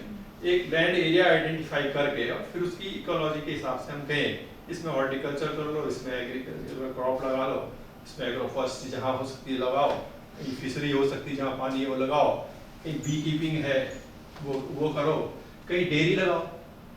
ये सारे सिस्टम जो क्रॉपिंग के हैं, कंपाउंड फार्मिंग सिस्टम कंसेप्ट जब तक नहीं आएगा तब तक ये प्रॉफिटेबल नहीं होता है। कंपाउंड फार्मिंग से क्या फायदा है? सीधे रिसाइकलिंग। अगर आप एनिमल्स की जो आपका डेयरी फार्म है और 5, 7 या 8 गाय भी है, हिल्स के लिए कितना 5-6 गाय का एक मॉडल ले लो, बहुत बड़ा मॉडल नहीं है, तो जब उसकी वो जाएगी, गोबर बनेगा तभी तो ऑर्गेनिक फार्मिंग होगी। और उसका जो सफाई करते हैं, जो जहाँ एनिमल सेट किया और उसका जो पानी जाता है उसमें इतना हाई नाइट्रोजन होता है कि आपको फिर यूरिया देने की जरूरत नहीं पड़ती। तो पूरा राइस कल्टीवेशन अगर ऐसी लोकेशन में है जहाँ राइस भी हो रहा है और एनिमल फार्म भी है, तो सारा वहीं से तो ना इरिगेशन, वो वाटर भी रिसाइकिल्ड हो जाएगा and nutrient also will get recycled. So we have to think in that terms, then only agriculture will become profitable. So in mountain region farming is mostly in fact old and conventional, and migration of people from this area is compounding the agriculture land shrinking effect. जो घट रही है वैसे ही तो migration से और घट जा रही है, उसको छोड़ दी लोगों ने वहीं रहते हुए। However, on the other hand, the state is very rich in its natural resources. इतनी रिच स्टेट सारी नहीं है नेचुरल रिसोर्सेज के लिए। पानी तो है हमारे पास, लेकिन यहाँ नहीं, उसका ज्यादा वो नहीं होता use. But still we are cultivating. हमारे पास एक अपॉर्चुनिटी है ना कि आप लो एल्टीट्यूड से और हाई एल्टीट्यूड तक जा सकते हैं। तो इतनी बड़ी इकोलॉजिकल रेंज किसी स्टेट में, जैसे ठीक है जो माउंटेन एरिया है इंक्लूडिंग नॉर्थ ईस्टर्न पार्ट, वहाँ सब है ये हिमालयन बेल्ट में। प्लेन्स में तो इतनी वेरिएशन नहीं है इकोलॉजी में, तो आपको ज़्यादा अपॉर्चुनिटी मिलती है इन टर्म्स ऑफ बायोडाइवर्सिटी। कौन सी क्रॉप लगाएं, कौन से, चाहे वो क्रॉप मीन्स और एग्रीकल्चर, हॉर्टिकल्चर, प्लांट सभी से मतलब। So we have cereals, oil seed, pulses, millets, vegetables बहुत सारी मार्केट में नहीं दिखती है। एक बहुत राई के पत्ते होते थे इतने बड़े बड़े रानीखेत में, लेकिन मार्केट में कभी वो पत्ते हमने देखे नहीं, बहुत बड़े पत्ते होते थे। तो वेजिटेबल कितनी, अगर वो कहाँ चलेगी वो वेजिटेबल? अगर उसका हम प्रोडक्शन बढ़ाएं तभी तो मार्केट में आएगी ना। तो पहले लोकल मार्केट ही सर्व कर लो तो वही बहुत है। अगर वो रानीखेत अल्मोड़ा उस एरिया में होती थी तो उसको इधर भी लाओ। लोकल एरियाज में उसकी डिमांड, विंटर में तो बहुत हरी सब्जी खाते हैं लोग, राई वगैरह की डिमांड होती है, तो क्यों नहीं अब सारा सब्जी हमारा कहाँ से आता है? तो इसके कोटद्वार, आलू, प्याज, गोभी सब वहीं से आता है, गोभी। अगर हम वहीं से खाते रहेंगे तो हम अपने सिस्टम को कहाँ बनाएंगे? और जितने फार्मर्स हैं उनको गवर्नमेंट क्या कर रही है, जो सप्लाई कर रही है फूड प्रोडक्ट की, तो उनको फ्री राशन है, तो उनको क्या जरूरत है खेती करने की? वो तो कहते हैं राशन फ्री मिल रहा है तो बैठे घाम ताप रहे, खेती क्यों करेंगे? जानवर तो है नहीं, उनको कौन पालेगा? वैसे बाघ है जालता, बाघ ने आदमी को खा जाएगा तो जानवरों को भी खा जाएगा। तो ये राजमा का पैकेट है, this is from kiwi. Kiwi एक अच्छी फूड चेन है, ये लोकली देहरादून की है, but they are selling good quality seed. और ये जो राजमा है it is from the Chakrata, इतना बड़ा बड़ा लिखा है, so it is the indigenous product. अब मेरा यहाँ पर इसको दिखाने का ये मतलब है कि ये राजमा मुझे पड़ी 300 रुपए किलो, ये आधा किलो का पैकेट है, 300 रुपए केजी है। अभी प्रोड्यूसर को कितना पैसा गया और कंज्यूमर्स ने कितना दिया, और बीच में कितना पैसा गायब हो गया, कितना हुआ रफली? बताओ, तुम्हें तो रूरल एरिया में थोड़ा अनुभव होगा। राजमा की 1 किलो की कॉस्ट ऑफ कल्टीवेशन कितनी आएगी? सर डिपेंड करता है ना, उत्तराखंड में हर जगह राजमा अलग अलग रेट पे बिकती है। जैसे हासिल में तो एवरेज निकालो ना यार, तुम ऐसी बात करते हो। एवरेज बताओ मुझे कि कितनी होगी। ऐसा तो नहीं कि एक जगह 100 रुपए किलो और एक जगह 1000 रुपए। हासिल में सर बिकती ही 300 है जो लोकल है। अच्छा, हासिल की तो बहुत महंगी रेट है सर। ये चक्राता वाली तो वो भी उसी रेंज की है। चक्राता की राजमा की क्या होगी? 300 होगी। ऐसे इधर गए 300 की होगी तो 300 में मुझे नहीं देता कि उसका प्रॉफिट कहाँ गया फिर? पैकेजिंग भी तो है उसका कीवी का। जो हर्षिल में बिक रही है वो 300 मिनिमम 400 450 नहीं, हर सिल में जो प्रोड्यूसर बेच रहा है वो वही प्रोड्यूसर प्रोड्यूसर बेचता है सर 380 300 रुपए। जी। हर्षिल की मतलब क्योंकि उत्तराखंड की राजमा काफी फेमस है। हर्षिल चक्राता की सर हाई और मुंसियारी हाई यील्ड वाली है, मतलब ऊंचाई पे है ना जो। नहीं, मैं तो चक्राता के भी मैं इतना जानना चाहता हूँ कि अगर प्रोड्यूसर वो उसका 75% at least should get the producer जो उसको प्रोड्यूस कर रहा है फार्मर, अगर 75% इस कीमत का 300 का अगर 75% प्रोड्यूसर पा रहा है तो कोई दिक्कत नहीं। 225 रुपए। लेकिन मुझे कई चीजों में ऐसा लगता है कि मोर देन 50% वी आर नहीं sir, giving to the middleman. होता है सर, वो ऐसा भी है, ये इट विल वेरी। क्योंकि जो It हमारा means, हाँ। ये बिकता है इस एरिया से झंगोरा पौधा वो किसान से खरीदा जाता है 30-40 रुपए किलो, हाँ। लेकिन देहरादून में बिक रहा है 120 रुपए 160 रुपए। 120 लेकिन राजमा के रेट अच्छे मिलते हैं किसानों को। चलो इसमें थोड़ा कम होगा margin.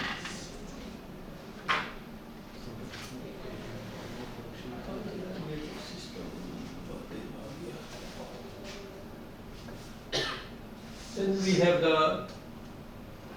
natural potential for organic farming, horticulturization of wild edible fruits.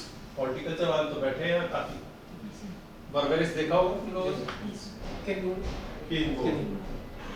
इसका कल्टीवेशन हो सकता है? इसके लोकल तो खाते हैं ना? इसका ना सर पीएच चाहिए 3.5 सॉइल के लिए। तो जिस एरिया में पीएच होगा सॉइल का, तो जैसे कुछ एरिया है गवर्नमेंट ने लगाया है। कितनी वैरायटी है यहाँ पे बर्बेरिस की? ये तो मुझे पता नहीं है, लेकिन मैंने इसका कल्टीवेशन चेक किया है तो कैसे चेक किया तुमने?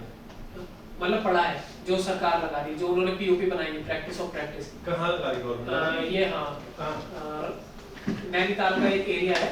तो वो एज ए मेडिसिनल भी है ये। हाँ मेरी पीएचडी सी पे है बर्बेरिस। तुंगनाथ तक देखा है। तुंगनाथ में जो होती है वो 6 इंच की होती है बर्बेरिस। हमारे यहाँ तो छोटी होती है पौड़ी में। कांटे बहुत बड़े बड़े होते हैं उसके। वैरायटी अलग अलग स्पीसीज है इसकी। मैंने 12 स्पीसीज कलेक्ट की थी फ्रॉम डिफरेंट लोकेशन। अब तो तुंगनाथ चंद्रशिला है, तो आप कोई गया है तुंगनाथ? Yes sir. कौन सभी गए? लेकिन सब लोग गए तो हम तो एम्बेसी में जब थे तब फॉर द फर्स्ट टाइम हमारा टूर गया था एम्बेसी में।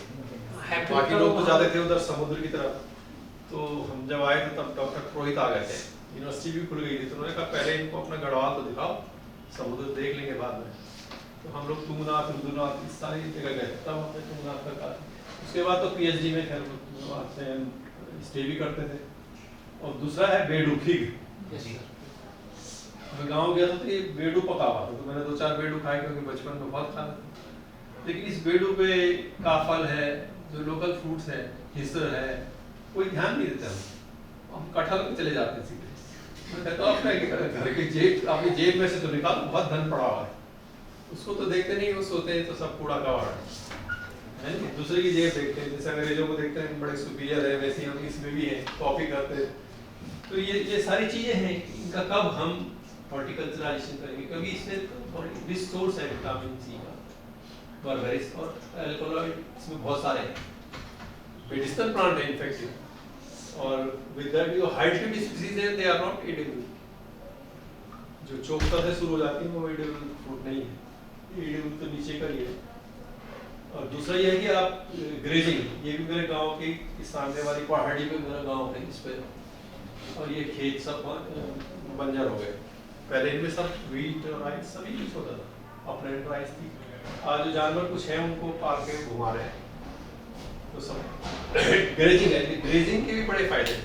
अगर एनिमल्स को आप खूंटी पे बांध के रखो एक कन्फाइंड एरिया में, so milk quality of those animals and which are grazing like this in nature बहुत डिफरेंट है कि नहीं? कैसे सर एनिमल हेल्थ पे असर पड़ता है। हेल्थ पे भी पड़ता है, लेकिन हमने प्रैक्टिकली जब हम तुंगना जाते थे तो वहाँ पे गुजर माइग्रेटरी होते हैं, एक गुजर नीचे ऋषिकेश से और जून में वहाँ पहुँच जाते थे टिम्बर लाइन पे, तो हमारा दूध चुपता कि वो हट में रहते थे, स्लीपर हट की बनी हुई उसी में रहते, तो दूध हमको यहाँ से मिल जाता था।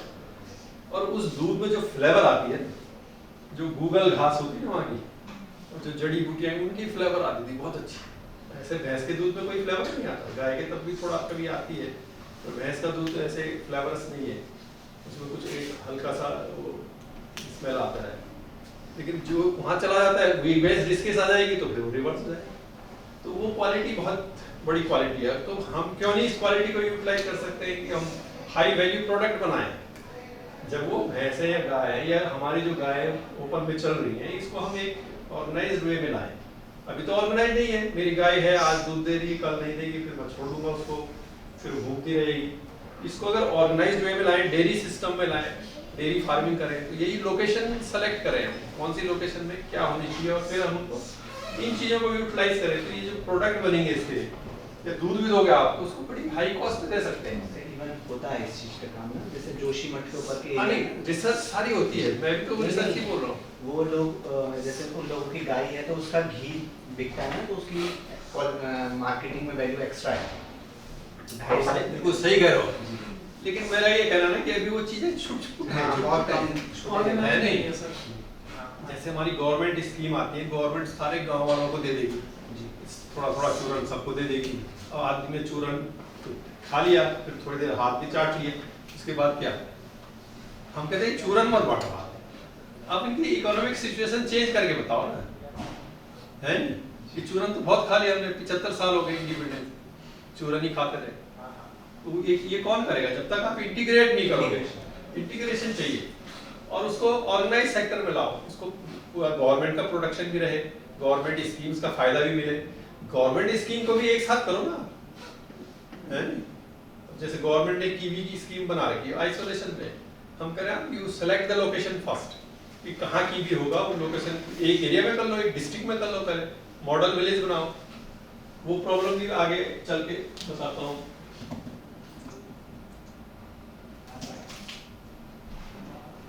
सो ये व्हीट राइस रबी समर सीजन का हो गया। व्हीट प्रोडक्टिविटी भी ठीक है, क्योंकि ये तो तराई की है व्हीट प्रोडक्टिविटी, यहाँ तो साइड व्हीट खत्म ही हो गया है, इस तरह की होती है व्हीट। ये खेत मेरे ही है जो कि और उनको कर रहा है, जिसने मकान बना दिया बगल में, वही इन खेतों को करता है, लेकिन इससे क्या प्रोडक्टिविटी आएगी आप, है तो रेन फेड है वैसे भी, जबकि बगल में पानी का सोर्स है, यहाँ पानी का वो बह रहा है, छोटी सी स्ट्रीम है पानी, इसको यूटिलाइज कर सकते हैं, फिशरीज के लिए यूटिलाइज कर सकते हैं इसलिए। बार्ले और total pulses production. Coming to cultivation of millets, so millets form an integral part of the subsistence agriculture in the Himalayan region। ये खाली उत्तराखंड में नहीं, पूरे हिमालय में subsistence agriculture है, क्योंकि हम उसको प्रेफरेंस है हिली रीजन वालों की कि ये मिलेट्स खाते हैं। इसमें ragi millets is the major one, but beauty of this is that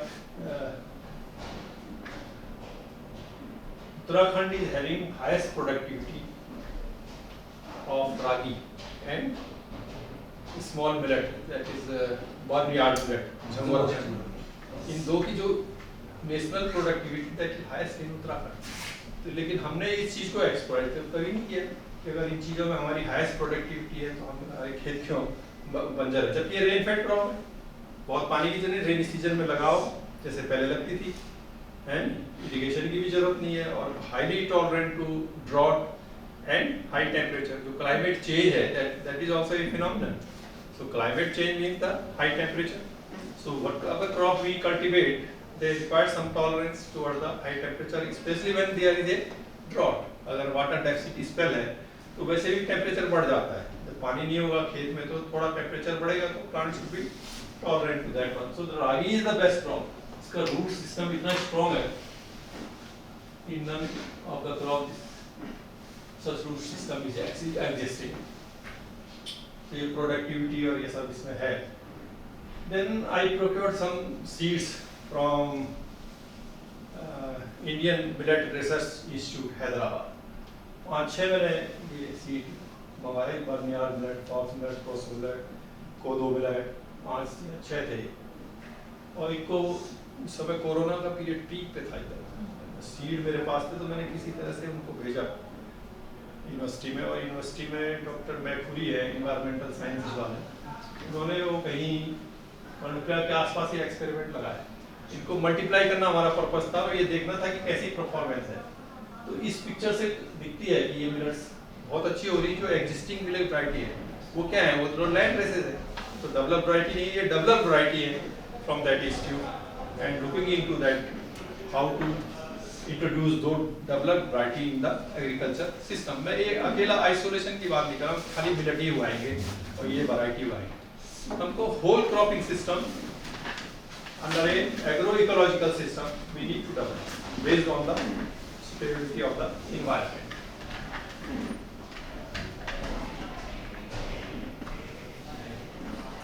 Then we have conducted one more experiment, that is the initial trial in collaboration with the Seed Science and Technology department में अक्सर visit करता हूँ, देखता है। ये MSc student ने groundnut पहले कभी नहीं लगी थी, बहुत पहले इस फार्म पे, पहले ये फार्म था जब मैं seed and seeding bank for agro forestry में रिसर्च ऑफिसर था, तो दैट टाइम चौरास का पूरा लैंड खाली था, पूरे खेत थे। बीडी भट्ट जिन्हें vice chancellor, first vice chancellor थे, तो उन्होंने एक्वायर की थी लैंड, उसके बाद उनका टर्म पूरा हो गया, फिर जो भी वाइस चांसलर आए फिर। लेकिन जो DS रावत थे वो पंतनगर से आए थे, उनका एग्रीकल्चर दो ही वज था मैथमेटिशियन, एग्रीकल्चर के नहीं थे मैथमेटिक्स, लेकिन यूनिवर्सिटी ऑफ एग्रीकल्चर में उनका एक्सपोजर था, तो उन्होंने ग्राउंडनट लगाई थी चौरास में। That time for the first time I have seen the groundnut plant. और बाद में मेरा अपॉइंटमेंट ही ग्राउंडनट में हो गया, जूनागढ़ में वो national research centre for groundnut नया बना था तब, बहुत 79 में बना था, 84 में मैंने ज्वाइन किया था। तो वो जो उन्होंने ग्राउंड रख दिया, तो हमने खाली प्लांट देखा था, फ्लावरिंग वगैरह आ रही थी, बहुत ज़्यादा ध्यान नहीं दिया। तो उसके बाद फिर मैं जब वहाँ जूनागढ़ में रहा, तब मैं सोचता था कि ग्राउंडनट को हम क्यों नहीं अपना वहाँ टेस्ट कर सकते हैं उस सिस्टम में। अब ग्राउंडनट ठीक है जैसे कि दूसरी फसल है, लेकिन ग्राउंडनट के साथ बहुत बड़ी खूबियाँ जुड़ी हुई, हाईली न्यूट्रिशियस है। जो नासा वाले जाते हैं स्पेस साइंटिस्ट, ये अपने साथ फूड की तरह इसको ले जाते हैं ग्राउंडनट, इतना हाई एनर्जी है। तो as a capsule it is serving, आप ले जाओ, आप रोज सुबह कुछ भी नहीं करो नाश्ता, और एक मुट्ठी ग्राउंडनट भिगा के रख दो और सुबह उसका नाश्ता कर लो, whole day we do not require any meat. तो सदगुरु भी है, वो भी बताता है, और मैंने प्रैक्टिकली करके भी देखा। जिस दिन मैं एक मुट्ठी ग्राउंडनट खा लेता हूँ तो फिर मुझे लंच की जरूरत तक नहीं पड़ती। कहीं 5-6 बजे अगर आपको थोड़ा सा चाहिए, तो इतना न्यूट्रिशियस है। इसमें बहुत सारी चीजें हैं, तो देखो कंप्लीट कार्बोहाइड्रेट्स में, प्रोटीन इसमें, लिपिड्स इसमें, वही तो बॉडी को चाहिए, सारी चीजें मिल गई। चावल आप खाते हो केवल कार्बोहाइड्रेट मिल रहा है, वो भी सब पॉलिश्ड, सारी निकल प्योर कार्बोहाइड्रेट। ग्राउंडनट आप खाते हो तो प्रोटीन भी है, ऑयल भी है, सारी मिल गई। कार्बोहाइड्रेट भी है, 25% तो कार्बोहाइड्रेट है, 40-45% ऑयल्स हैं, प्रोटीन ऐसी 22-23% है। So with 6 varieties we have started this trial की क्या परफॉर्मेंस है इनकी। इस ग्राउंडनट क्रॉप में क्या है, कुछ शॉर्ट ड्यूरेशन क्रॉप है, कुछ लॉन्ग ड्यूरेशन है। तो एक वैरायटी TG 52 110 दिन में मैच्योर हो गई है, हार्वेस्ट कर ली पिछली बार हमने। कुछ वैरायटी अभी लगी हुई है, तो वो लॉन्ग ड्यूरेशन है, 130 दिन से ऊपर हो गए, 135-40 से ऊपर नहीं जाएंगे, 140 में उनको हार्वेस्ट कर लेंगे। So at least out of 6 varieties, we could get one variety which can mature within 110 days, और this is the heap of the yield of 10/6. 10/6 कोई ज़्यादा नहीं होता,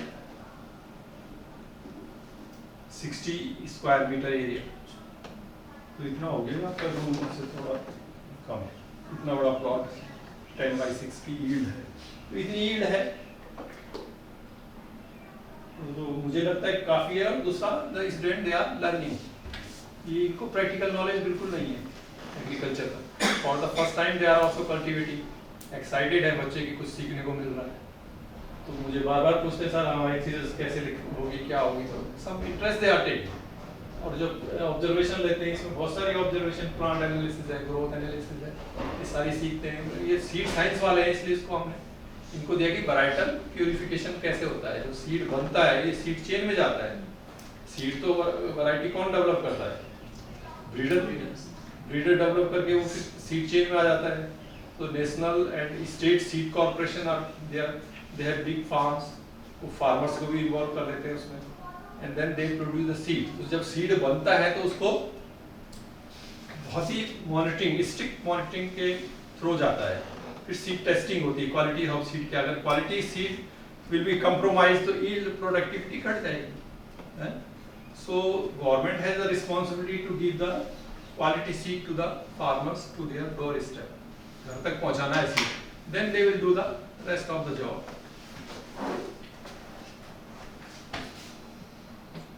दूसरा ग्राउंडनट की जो ब्यूटी है, that is the our setting the objective for cultivation of groundnut is cultivation of aflatoxin free groundnut in organic farming। इस एरिया में ऑर्गेनिक फार्मिंग बहुत अच्छी हो सकती है। एंड फार्मर्स को एक कैश क्रॉप चाहिए जिससे उसको तुरंत पैसा आ जाए, और जिससे इससे ग्राउंडनट से इतनी वैरायटी ऑफ प्रोडक्ट बढ़ते हैं, वैल्यू एडिशन इसमें ट्रेमेंडस है। And in groundnut there is plant no part which can go waste. सारे के सारे पार्ट इसके यूटिलाइज होते हैं। जो सैलरी होती है छिलका, अगर मूंगफली का, मूंगफली सब खाते हैं, तो छिलका भी होता है उसमें हाईली कैल्शियम है, और छिलकों को अगर पीस दो और then you make it add it in the poultry food, तो जो चिड़िया हैं वो खा लेती हैं, जो बर्ड्स हैं उनको कैल्शियम चाहिए होता है। लेकिन इसमें जो हमारा 1960-63 के आसपास इंडिया से ग्राउंडनट जाता था सारे यूरोप में, and in Europe particularly in England UK 50-60 लोग मर गए due to consumption of groundnut, क्योंकि उसमें एफ्लाटॉक्सिन आ गया। This aflatoxin is produced by the fungus Aspergillus flavus, so that fungus will grow on the seed and that seed will infested by that fungus in the field condition। अगर field में moisture ज्यादा है तो चला जाएगा, अगर field में pot में क्रैक्स आए हैं तो भी ये फंगस अंदर घुस जाएगी। और there are several types of aflatoxin, but this aflatoxin B1 that is the predominating 70-80% that is aflatoxin B1, और दूसरे ही बनेंगे। So because of that casualties happened in UK, they have stopped our export। So अब ये हम groundnut बिल्कुल export नहीं कर पाते। और जब हम जूनागढ़ गए थे 1984 में, that time peanut butter nobody was knowing about the peanut butter। और आज से 30 साल बाद समझ लो, 35 साल वहाँ छोड़े, 35 साल बाद मार्केट में, अभी मैं ये देहरादून की मार्केट में गया तो वहाँ बहुत सारी फार्म है जो प्रिपेयरिंग द पीनट बटर। जो डाइट चेंज की मैं बात कर रहा था, पीनट बटर इतना ज़्यादा यूजफुल है, instead of using the regular butter if you use this peanut butter, तो आप सारे न्यूट्रिएंट इसमें मिल रहे हैं, और फैट इतना ज़्यादा भी नहीं मिलता जितना कि उसमें बटर में, एनिमल बटर में। तो हम क्यों नहीं पीनट बटर को यूज कर सकते हैं। अब इतनी दो एक तो सूरत में ही है बड़ी इसकी पीनट बटर की फैक्ट्री, और एक जामनगर में है, तो अब they are coming like that. So this is the value addition that should example है कि हमको इस तरह की कोई चीजें हों हमारे ओन सिस्टम में, उनको मैक्सिमम यूज करें ताकि लोकल इकोनॉमी आए ना। लोकल इकोनॉमी में बूस्ट नहीं आएगा, सब चीजें अगर बाहर से ही आएंगी तो फिर तो, या आप ऐसा चीज कोई प्रोड्यूस करो स्पेसिफिकली जिसकी बहुत हाई डिमांड हो जाए पूरे इंडिया में, यानी हो सकता है कि अगर ऐसा पीनट बटर जो एफ्लाटॉक्सिन फ्री ग्राउंड अगर यहाँ प्रोड्यूस हो जाता है, ऑर्गेनिक हो जाता है, तो अगर हमको जो लो एल्टीट्यूड में है, बहुत हाई एल्टीट्यूड में तो ये क्रॉप होगा नहीं, जो लो एल्टीट्यूड में है वहाँ पर अगर हम ऐसी कुछ बना ले तो जो स्पेशल चाहे पीनट बटर हो या कोई दूसरी क्रॉप का यूज हो, value addition, that we should do. Then I'm coming to one kiwi fruit। So there is a scheme of government, kiwi fruit लगाओ, and these are the published result। I'll show you later on where these results have been published in Horticulture. So they are villagers. They are doing this Himalayan horticulture supply chain for kiwi fruit in Uttarakhand. So what are the problems? What are their highlights? First, let us see. This study contributes to the discussion of the problems with the Himalayan food supply chain. So basically they are addressing what are the difficulties in the Himalayan food supply chain. Tropical fruit आप लोग कह रहे थे ना, यहाँ बहुत हो सकते हैं. So what are the difficulties in the supply chain? Here we are talking about the supply chain, and supply chain can be maintained when only there is a production chain. अगर production ही नहीं है तो supply कहाँ से होगा? So first will come the demand, then production, and then supply chain. So there is limited research on how to maximize the return with the help of a business model. So return नहीं आ रहा हमको उतना जितना आना चाहिए. जो मैं कह रहा था ना कि इनपुट कॉस्ट अगर हाई होगी तो आउटपुट कॉस्ट आपको कम मिलेगी तो वो प्रॉफिटेबल नहीं होगा. So same thing is happening with this scheme. It is sponsored by the government. Farmers they are doing in large area in Bageshwar. एक पूरा गांव होगा या दो गांव होंगे, वो पूरा ग्रुप है. So they are cultivating this kiwi fruit only. So limited planting material. They say that when material we have asked for the plantation, इसके तो आएंगे ना कुछ saplings. तो वही देंगे, प्रोवाइड करेंगे, गवर्नमेंट प्रोवाइड करेगी. कहाँ से आएंगे तो लिमिटेड अगर आप दोगे तो उसकी तो चेन रुक जाएगी ना अपनी. इतना सारा अगर वो इनपुट लगा रहा है और आपने सप्लाई ही रुक गई उसकी सैपलिंग की तो that will affect the production. Harvest and post harvest losses are more in the production chain. Poor packaging and transport facilities are there. So if we look at the production system of India, so Arunachal Pradesh में होती है 7.4, Manipuri, Sikkim, Nagaland, Himachal, Mizoram, Jammu. If you look at on the other side of the hand, that country like China is producing 2,230,000 metric ton. Where do we stand in front of China? अगर compare करना हो तो production productivity देखो ना. As such Indian productivities are quite सारी crop horticulture और agriculture productivity is quite. So kiwi में हम शुरू कर रहे हैं. ठीक है, अरुणाचल में आप 7,400 मैट्रिक टन प्रोड्यूस करवा रहे हैं. उत्तराखंड में तो अभी इनिशियल स्टेज में है, ठीक है मानते हैं, लेकिन प्रोडक्टिविटी भी हाई नहीं है. So why this is happening? क्यों जी? हॉर्टिकल्चर वाले ही दे सकते हैं सर. एक तो प्लांटिंग मटेरियल इसका है नहीं, दूसरा लोगों को नॉलेज नहीं है सर. इसमें प्लांट्स का ये होता है कि मेल और फीमेल प्लांट्स अलग अलग है. उसमें पर्टिकुलर रेशियो है 5:1 और ऐसे 10:1. इस रेशियो में can say that technology, yes, technological knowledge is not particular there, varieties हैं and even that knowledge is not with the government. उनके पास भी नहीं है. Yes, sir. ये सब हवा में है कि वो वहाँ हो गई तो हम भी कर लें. चाइना ने कैसे किया? चाइना ने कोई टेक्नोलॉजी बनाई होगी ना. चाइना ऐसा नहीं करता. China is a communist country. वो तो जो ऑर्डर बना देंगे that is final. Farmers will not decide इसमें मुझे कब. उसने अगर कह दिया सोइंग 1 अप्रैल को नहीं है तो वो नहीं है. There is no option for the farmers. Farmers के पास खेत भी नहीं है. इनफैक्ट नाम के लिए उसने खेत कर दिए for the inviting the business, but actually that field they doesn't belong to the farmers. वो सब गवर्नमेंट के हैं. सारी स्कीम गवर्नमेंट की है. तो वहाँ तो इंटीग्रेशन बहुत आसान है, लेकिन until and unless we follow that sort of integration we cannot progress at that speed. अगर हम करेंगे भी तो बहुत स्लो होगा. अगर 100 साल बाद हमने की भी प्रोडक्शन बढ़ाए तो क्या बढ़ाए? कोई मतलब नहीं है तब तक. तो कौन बैठा रहेगा उसके लिए? तब अगर प्रोडक्शन बढ़ाना है तो 5-10 years में जो भी है रिजल्ट्स आने चाहिए. At least I think in Himachal क्या है, Arunachal Pradesh we are trying since long back. तो ये सही कहा कि टेक्नोलॉजिकल नो हाउ की कमी है. लिटरेचर रिसर्च इसकी बहुत कमी है. हमने एरिया सर्वे नहीं किया होगा पहले कि what are the climatic condition, what sort of plantation we require. से भी इसको प्रॉपर हाइट पे होना है. 800 मीटर इसके लिए लिमिटेड मिनिमम है ये. और इसमें डॉर्मेंसी भी है. कितना टेंपरेचर चाहिए इसको? सर टेम्परेचर तो टेम्परेट क्रॉप है, इसीलिए मिनिमम टेम्परेचर मैक्सिमम के लिए तो ये ससेप्टेबल है, हाँ 15 35 से ऊपर नहीं जाना चाहिए। नॉट 35 सर, वो तो फिर सब ट्रॉपिकल में आ जाएगा हाँ। सर। 15-20 मिनिमम मैक्सिमम इतना ही जाता है, 15-20 से Maximum? Yes sir 20-22 something maximum है सर। इसमें जो डॉर्मेंसी है ना, उसके लिए पर्टिकुलर चिलिंग रिक्वायरमेंट है इसके लिए, तभी जाके फ्रूटिंग लोग प्लांट्स लगा रहे But dormancy है सर। Yes Yes. फ्रूटिंग तभी होगी जब वो डॉर्मेंसी ब्रेक होगी, और तब होगी जब चिलिंग रिक्वायरमेंट कंप्लीट होगी। हाँ, तो ये सारा टेक्निकल हुआ। Yes, sir. ये सारा कहाँ पढ़ा आपने? सर हम तो सब्जेक्ट है तो किताबों में पढ़ा?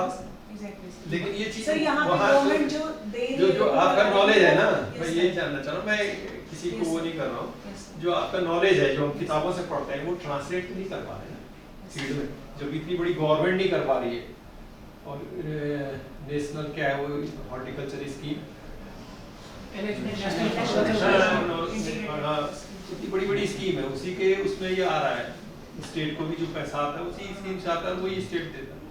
तो मेरा कहने का इस लेक्चर का whole meaning is that whatever planning we do, we have to think all the aspects of ecological, और उसको कंबाइंड बहुत जरूरी है। अब मैं ये भी नहीं कहता कि आप केवल कीवी की बात सोचो, आप सेलेक्ट करो लोकेशन, जैसे आप कह रहे हैं टेम्परेचर 20 से ऊपर नहीं जाना चाहिए, फिर तो ये कहाँ हो सकती है, सुमाड़ी में हो जाएगी। सर इसमें वैरायटीज भी हैं जो लोअर मतलब मिड हिल्स के लिए हैं, तो उनका भी सिलेक्शन जरूरी है सर इसमें, जो नॉर्मल जो टेम्परेचर पर ये जो इनके पास जो आते हैं सैपलिंग के कहाँ से बनाते हैं, क्या बनाते हैं गवर्नमेंट वाले, ये भी तो कहीं से, सर इसका भी नॉलेज होना जरूरी है कि हम कौन सी वैरायटी कहाँ क्योंकि पे प्लांट ये कर रहे हैं। बहुत सालों तक तो ये जो सेब है वो सब कश्मीर से लाते रहे। जी इनफैक्ट पेपरों में ये सब सेब की सैपलिंग आई, प्रैक्टिकली एक भी सैपलिंग नहीं आई, सारा पैसा कहाँ गया क्या गया भगवानी वाली। तो अब वो सेब की जगह अगर आप कीवी पे इसी तरह एक्सपेरिमेंट करोगे, वॉलनट पे करोगे, तीसरी सारी क्रॉप में अगर ऐसे एक्सपेरिमेंट करते रहे गवर्नमेंट डिपार्टमेंट वाले, तो फिर कहाँ जाएगा। और जो हम एक्चुअली पढ़ाई कर रहे हैं, जो किताबों में है, हॉर्टिकल्चर के हम सस्टेनेबल एग्रीकल्चर पढ़ाते हैं, फार्मिंग सिस्टम पढ़ाते हैं, सब कुछ लिखा है कि प्रॉफिटेबल एग्रीकल्चर कब होगा। फार्मर्स एजिटेशन पे बैठा इंडिया में, 1 साल तक रोड पे बैठा, क्यों? क्योंकि उसको जो उसकी कॉस्ट ऑफ कल्टीवेशन है वो नहीं मिल रही है, और जो उसने डिमांड रखी कि एमएसपी देने से भी प्रॉब्लम सॉल्व तो होने वाली नहीं है। एमएसपी ऐसे ही 6% की फार्मर्स को मिलती है, और एमएसपी जो मेजर क्रॉप्स हैं उन पे है, सब पे तो एमएसपी भी नहीं है। तो व्हीट, राइस, मेज, बार्ले, कुछ पल्से हैं, ज्वार, बाजरा, इन सब पे एमएसपी है। तो ज्वार बाजरा ज़्यादा नहीं आती, गवर्नमेंट इंटरेस्टेड रहती है केवल राइस खरीदने में और व्हीट में, ताकि वो बफर स्टॉक में काम आए। नेशनल फूड सिक्योरिटी एक्ट के हिसाब से इनको बफर स्टॉक मेंटेन करने हैं कि अगर कोई आई कैजुअलिटी तो then they can supply from the buffer stock 1 साल के लिए। तो 6% किसानों से ही तो लेते हैं, बाकी किसानों को क्या होगा, उनको तो एमएसपी बढ़ाओ या घटाओ कोई फर्क ही नहीं पड़ता। तो उन सब का जो सिस्टम सुधरेगा, जब इंडिया में लैंड होल्डिंग है आपकी less than 2 hectare, 80% farmers are having less than 2 hectare of land, then how this agriculture will be profitable to those farmers until they go for the cooperative farming। ये तो आपस में group बना लो, जैसे यहाँ scattered land है, यहाँ land holding less than 1 hectare है, वो भी आप एक खेत यहाँ है तो दूसरा उधर होगा नदी के पार, तो उसको मैनेज नहीं कर सकते। इसलिए आप एक ग्रुप बना के और एक एरिया वाइज इसका डेवलपमेंट करो based on the ecological conditions. Then solution there are some setting of nursery plot, and you are told कि nursery उनको नहीं मिल रही है। Focus on development of model farm, they also talk of that, develop model farms first and then for the front line demonstration। जैसे agronomy में आज भी ICR जो है फ्रंट लाइन डेमोन्स्ट्रेशन देती है। वो फ्रंट लाइन डेमोन्स्ट्रेशन ये है कि मैंने कोई नई वैरायटी सीड निकाला है, वो आप फार्मर्स को दीजिए and then you cultivate in the farmers field. तो वो उसके लिए पैसा पूरी ICR देती है, यूनिवर्सिटी जिसको कंडक्ट करती है। इसलिए वैरायटी तो बहुत पॉपुलर है फार्मर्स, जैसी नई वैरायटी आती है मारामारी हो जाती है। IRA में जो वैरायटी पैडी खरीदने आते हैं फार्मर्स डे पे, सबको तो मिलती नहीं है, इतनी भीड़ होती है, तो जो डिस्ट्रीब्यूशन में बहुत मारामारी है, एक के ऊपर एक चढ़ जाएगा, तोड़ देंगे फेंस, ये कर देंगे, पुलिस बुलानी पड़ेगी, फिर किस तरह से डिस्ट्रीब्यूशन होता है, क्योंकि डिमांड बहुत ज़्यादा है, सप्लाई कम है। सीड वाली टेक्नोलॉजी तो फार्मर्स को ही है, लेकिन बाकी टेक्नोलॉजी कुछ नहीं होगा, बाकी सारी की सारी किताबों में ही है और रिसर्च लैब में ही रह गई। So development of knowledge, material and technical trainings, international collaboration.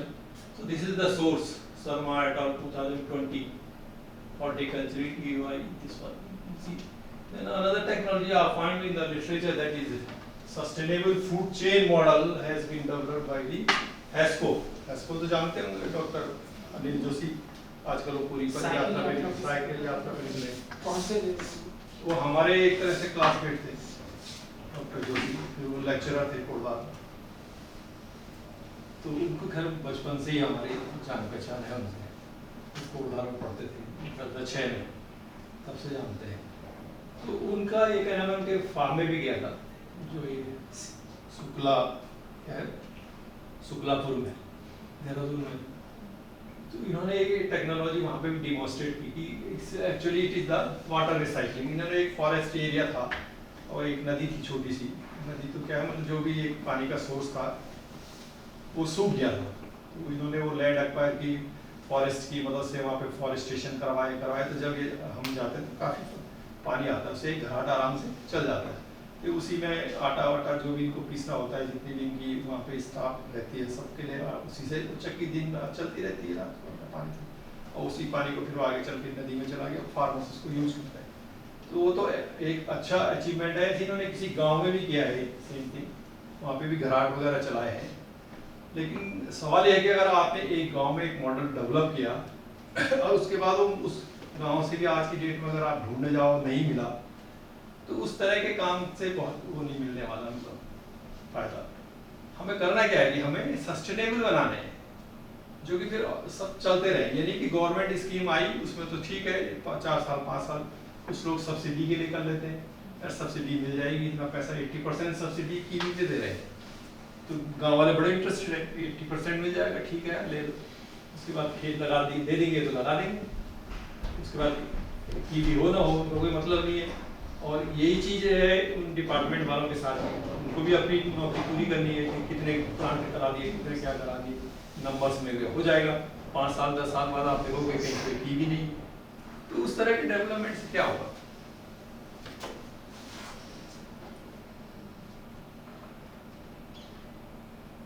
So overall, if we talk the existing issues and challenges in food production and supply chain, the input cost is per unit of output is higher in Uttarakhand. These all things are applicable for Uttarakhand. Availability of labor is meager and expensive. पहाड़ों में labour मिलती नहीं है। Then poor people's participation in the developmental programs. गांव में जाओगे आप, कोई नहीं विश्वास करेगा कि हाँ खेती हो पाएगी, तो एक बंदर खा जाएगा, वो खा जाएगा, ड्रोन आ जाएगा, बाघ आ जाएगा, इसके अलावा वो डेवलप कुछ नहीं कर सकते। Then poor transportation facilities, lack of storage तो बिल्कुल है नहीं, कोल्ड स्टोरेज चेन हमारी है नहीं, तो जो पेरिसेबल फ्रूट्स हैं वो आपके कैसे जाएंगे इधर से उधर। Then harsh climatic conditions हैं पहाड़ों में बहुत ज़्यादा।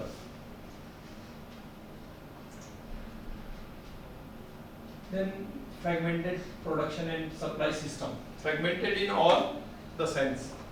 जो भी हम कल्टीवेशन करें फ्रैगमेंटेड है, मैंने कुछ किया उसने कुछ किया, मैंने 100 साल 200 साल पुराना मेथड यूज किया, नए तो इसी पॉकेट्स में हो रहे होंगे, नए भी हो रहे होंगे, ऐसा नहीं कुछ हो रहा है, लेकिन उससे हम सिनेरियो चेंज नहीं कर सकते।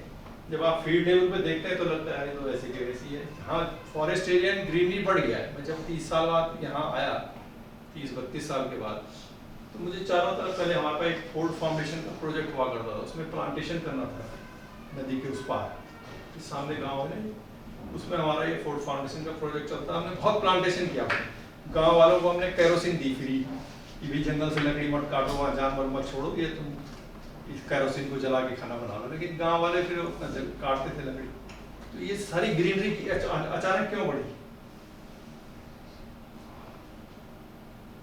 तुम लोगों ने तो पूरा ग्रीन ही देखा है, कब से आए हैं, कितने साल हो गए?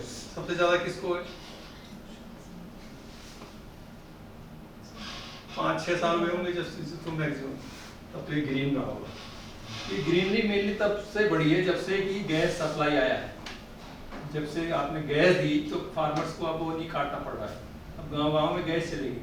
यही चीज़ उधर भी है, गाँव में जब मैं जाता हूँ तो बड़ी ग्रीनरी बढ़ गई, जो पाइन ट्री ऊपर थे वो नीचे खेतों में आ गए था। ग्रीनरी बढ़ने के मेन वजह कि अब कट वो नहीं हो रही है। पहले तो विंटर में लकड़ियाँ काट रहे थे लोग, वो कटगुनी लगा के, और तब सारे साल के लकड़ी आपको चाहिए, पानी आपको लाना है, तो वो चेंजेस है। Then infrastructure, factory, cold chain, post harvest problems and packaging. इस पिक्चर की अगर हम बात करें, अगेन कीवी है, ये हनी है और जिम कॉर्बेट का है, उत्तराखंड का ही है।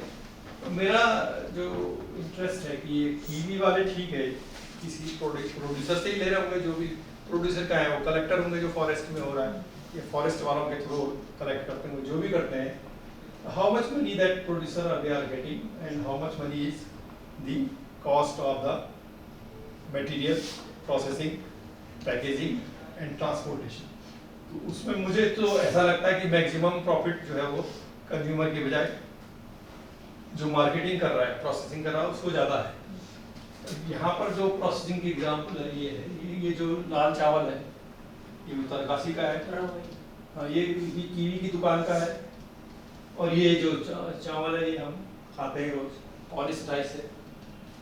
तो वो लाल चावल 130 रुपए किलो है जो पहाड़ का है कीवी की दुकान में, और ये यहाँ पे हमारा ये 90 रुपए किलो पड़ता है। हेलो, हाँ ठीक है, ठीक, हाँ वेट करो आप, वेट करो। तो ये 90 रुपए जब हमें फाइन राइस मिल रहा है, वो मोटा चावल तो कोई खाएगा नहीं, मेरे घर में भी नहीं खाते, मैं ही खाता हूँ। अब इस मोटे चावल को आए थे किसान से, सो इंटरेस्ट अगेन कि उस किसान को जो प्रोड्यूसर है उसको कितना मिला, 130 में उसको 100 रुपए मिला होगा क्या? रूरल डेवलपमेंट वालों को आंसर देना चाहिए।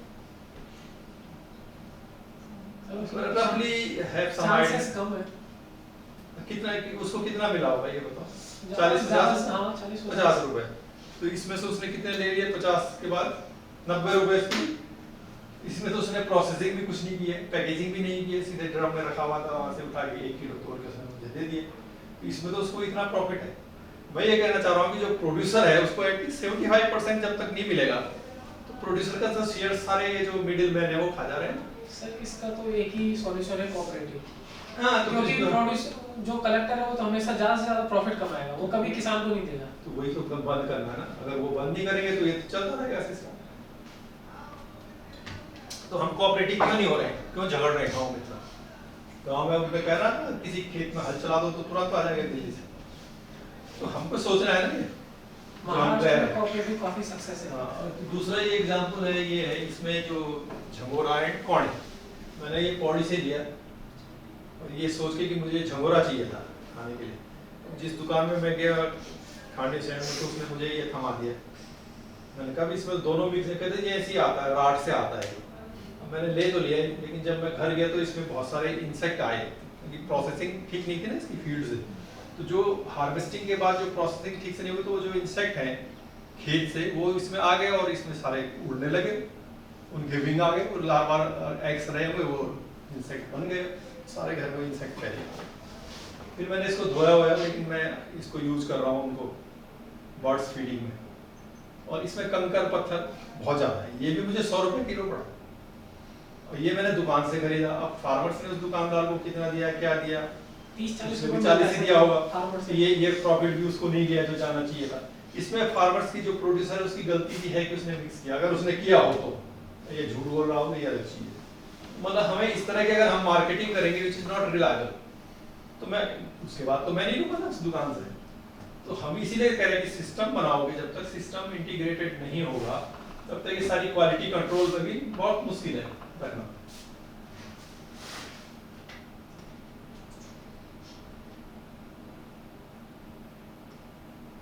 तो अगर हम सारी रिलेशनशिप को वर्कआउट करें तो ये सिंपल है। तो मेनली जो हमें सप्लाई चेन में है, जो मिडिल मैन्स आ रहे हैं, ये क्या कर रहे हैं? Mainly they are increasing the prices, और वो प्राइसेस किसको देनी पड़ी? कंज्यूमर्स को। अब कंज्यूमर्स जो पे कर सकता है वो तो देगा, जो पे नहीं कर सकता वो नहीं लेगा।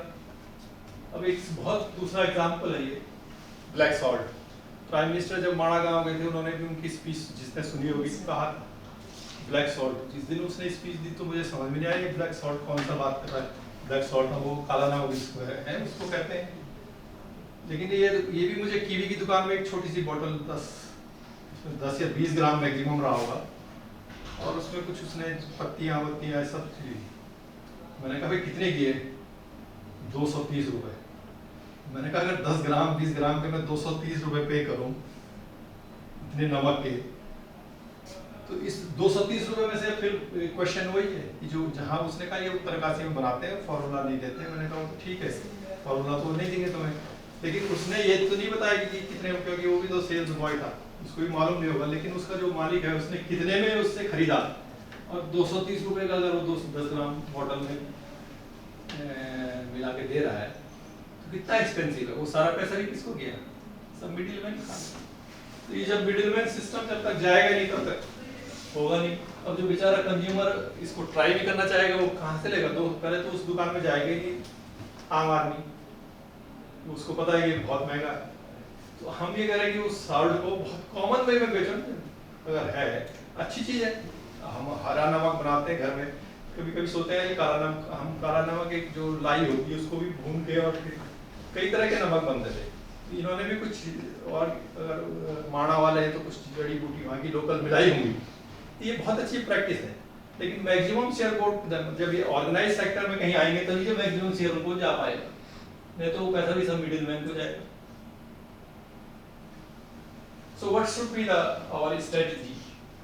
So integration of land वो किसी भी तरह करवाओ, चाहे चकबंदी कर लो जैसे हिमाचल में, या फिर आप कोऑपरेटिव फार्मिंग करिए, या आप फार्मर्स ग्रुप बनाइए, अंडरस्टैंडिंग डेवलप करवाइए।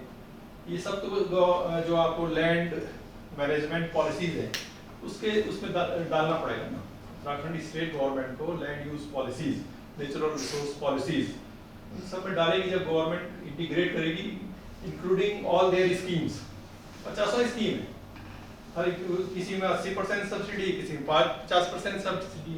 हम कह रहे हो सारी सब्सिडी को आप मिला दो, एग्रीकल्चर की भी और हॉर्टिकल्चर की भी। एक स्कीम बनाओ आप कि हम ये मॉडल विलेज डेवलप कर रहे हैं जिसमें हमारी सारी स्कीम्स एप्लीकेबल होंगी। आप एक विलेज को कन्वर्ट कर लो, नहीं तो ये तो चूरन वाली बात हो गई ना, वो सबने चाटा उसके खत्म, नेक्स्ट ईयर कुछ भी नहीं मिलता। वहाँ देखने को जाओ कुछ नहीं होता, सब्सिडी देनी थी वो माफ कर दी गवर्नमेंट ने। तो ऐसे ही माफ करते रहेंगे तो आप इनको एक स्वीट पिल्स खिला रहे हैं ना, क्योंकि मीठी गोली खिला दी वो सो गए बेचारे, राशन फ्री दे दी। तो ये कंट्राडिक्शन है पॉलिसीज में।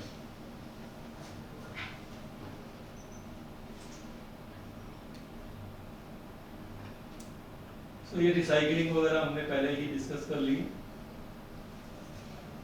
Then what will be the outcome of this project? If government integrate all these schemes, all the land in the mountain areas, and then do the location specific developments for the production of agricultural crops or horticultural crops, then we can develop a model village सबसे पहले। और जितनी भी biodiversity है उसका हम use कर सकते हैं, इंक्लूडिंग द क्रॉप बायोडाइवर्सिटी। अब वो क्रॉप है, क्रॉप मीन्स हॉर्टिकल्चर ऑल्सो है, एग्रीकल्चर ऑल्सो। और medicinal plant cultivation, that is also a big natural resource. और मेडिसिनल प्लांट कल्टीवेशन ऐसा नहीं कि उसको खाड़ के आपको खेती करनी है। नेचुरल सिस्टम में जहाँ वो कुंजा है, कुंजा तो देखा होगा, आर्टिफिशियल है, अपना उगता है, कंडली है, उससे फाइबर निकाल रहे हैं, सारी अपना उगती थी। उसको डर लगती थी हमें कि इससे बिच्छुगा, वो झंझनाहट पड़ जाती थी उससे। तो बच्चों को मारने के लिए, उसको डराने के लिए भी यूज करते थे उसको। वो सब अपना उग रही है। ड्राई लैंड है, उसको पानी में चाहिए नहीं, उसको न्यूट्रिएंट रिक्वायरमेंट है नहीं, उनको नेचुरल कल्टीवेशन प्रमोट करो। जो खेत खाली पड़े हैं उन पे उसी को लगाओ। अगर अपलैंड है थोड़ा सा जहाँ पानी की कमी है, एलिवेशन थोड़ा ज़्यादा है, so this will ultimately uplift the socio-economic condition of the resource for farmers in the region. And in addition to that, agrotourism, it will generate the employment, open the opportunity for local, national and international business and marketing. So if it is coming under the organized sector, तो organise sector में तो हो ही रहा है, जो road के किनारे बैठे हुए छोटे छोटे थैले बेच रहे हैं, तो वो तो सस्टेनेबल तो है नहीं है। आज वो बैठे हैं, कल से प्रोडक्शन खत्म हो जाएगा, कहीं और खत्म हो गया जी।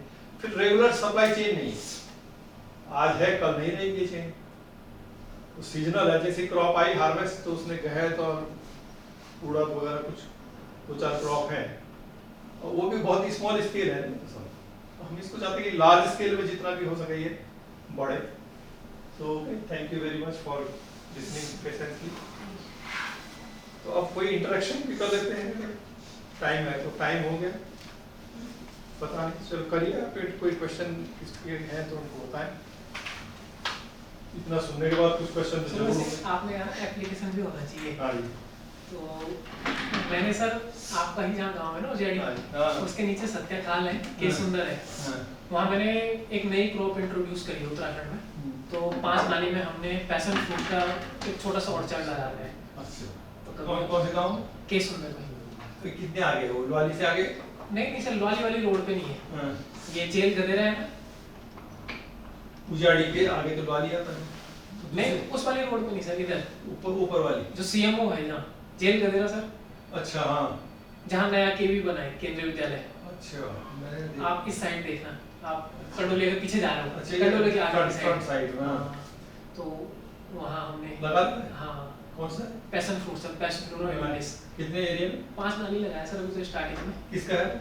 मेरा है सर, पूरा प्राइवेट वो है। कौन सा गाँव है तुम्हारा? के सुंदर। ये सुंदर। हाँ, थोड़ी सी नीचे जाते जाते जो खंडा में आ जाती है रोड वापस, पौड़ी से जेल गदेरा आओगे, हाँ, हटा दूंगा। वापस वो खंडा आ जाती है। खंडा में पुल ही है सर, 2-3 जो राइट साइड जा रहे हैं, एक तो हम हाईवे में चल रहे हैं सीधे, लेकिन आपने नोटिस किया होगा 2-3 पुल जा रहे हैं राइट साइड में, तो वो रोड वापस पौड़ी निकलती है। तो आप पौड़ी वाले साइड में हैं? हाँ हम पौड़ी वाली साइड में, मैंने पौड़ी से ही पास है मान लें, खंडा से थोड़ा ऊपर। खंडा से 10 किलोमीटर। एजेंसी से जो नीचे के लिए जाता है रास्ता ना, हाँ सत्याकाल एजेंसी से भी जाता है? हाँ एक जाता है एजेंसी। एजेंसी से ही तो जाएगा सर सारे रास्ते ऊपर, हाँ एजेंसी तो शुरू सारे ही जाएंगे ऊपर, सारे जाएंगे। फिर जेल गदेरा आता है, मतलब लासगढ़ बोलते हैं शायद उसे, लासगढ़ से नीचे जाता था यहाँ से सत्याकाल में। तो वहाँ लगा रखा है। हाँ सब कोशिश करिए, पेशेंस फूड बहुत अच्छा है। तो इस एरिया में है नहीं कहीं, तो ये कहाँ से लाया आप उसे? सीड सर या? मैंने केवी नागालैंड से मंगाया। असल में कीवी भी पहले नॉर्थ ईस्ट में ही होता था, इधर तो अब इंट्रोड्यूस कर रहे हैं। Yes sir. तो वो अच्छा होगा पेशेंस? सर उसमें एक खास बात है जो कीवी में नहीं है, कीवी सर 3rd ईयर से ग्रो वो देता है fruiting, passion fruit 1st year से देता है, और कीवी 3rd ईयर से स्टार्ट करेगा और 5-6 साल देगा, मतलब जिसे हम कॉमर्शियल। कीवी, उसका कीवी फ्रूट का मार्केटिंग अच्छी है। इसकी मार्केट कितनी है पेशेंस फ्रूट? इसको आप कैसे खा सकते हैं? एक तो सर ये टेबल फ्रूट नहीं है फर्स्ट थिंग। हाँ, टेबल फ्रूट। हाँ लेकिन अगर हम मार्केटिंग तो सर सीधे दिल्ली जाके ही है, कीवी की भी अगर हम बात करें तो यहाँ अगर मैं पौड़ी का मार्केट में अगर मैंने एक बगीचा लगा दिया तो नहीं है, नहीं कोई बात नहीं। तो मार्केट में दोनों की मार्केट है है। तो हम कीवी फ्रूट कर सकते हैं, क्योंकि दिल्ली में तो होगा नहीं कीवी फ्रूट। हाँ तो दोनों की मार्केट दिल्ली ही ये है। इसी क्लाइमेट में होगा कहीं जहाँ तो- सुटेबल होगी। दिल्ली में जब मैंने पता किया था इसका बल्क में रेट क्या चल रहे हैं, मतलब जिसे होलसेल बोलते हैं। ये चाइना में जहाँ कीवी फ्रूट होता है, जी सर। वहाँ की क्लाइमेटिक कंडीशन पता है कि क्या है? इतनी ज्यादा प्रोडक्टिविटी क्यों है चाइना में? सर क्लाइमेटिक कंडीशन चेंज नहीं हो सकती फ्रूट की ना, वो सेम ही रहेगी। हाँ जो उन्होंने कहा एक हो सकता है कि एक मिड हिल में हो रहा है, एक थोड़ा सा अपर हिल। मैं ये पूछ रहा हूँ चाइना का प्रोडक्शन इतना हाई क्यों है कीवी में? इसकी जो क्लाइमेटिक कंडीशन है जहाँ वो ग्रो करा रहा है वो क्या है?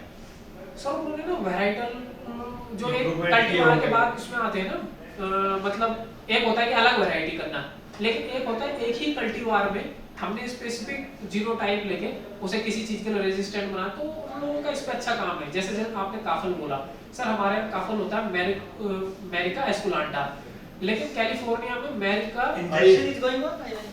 इंटरेक्शन चल रहा है, बैठिए। अच्छा okay. तो अमेरिका में काफल कॉमर्शियल लेवल पे है सर, अमेरिका बर्बरिस नाम से। बर्बरिस भी अमेरिका में कौन से लेवल का? तो एक गार्डन है यूके में, अमेरिका में नहीं, यूके में ये एक चीज़ गार्डन उन्होंने है वैरायटी क्यूब में है। जीनोटाइप में इम्प्रूव करके अचीव करी है। तो ये चीजें हैं सर, थोड़ा सा हमारे इसमें है, लेकिन क्लाइमेट डिफरेंस भी हो सकता है सर, क्लाइमेट तो सेम ही रहेगा।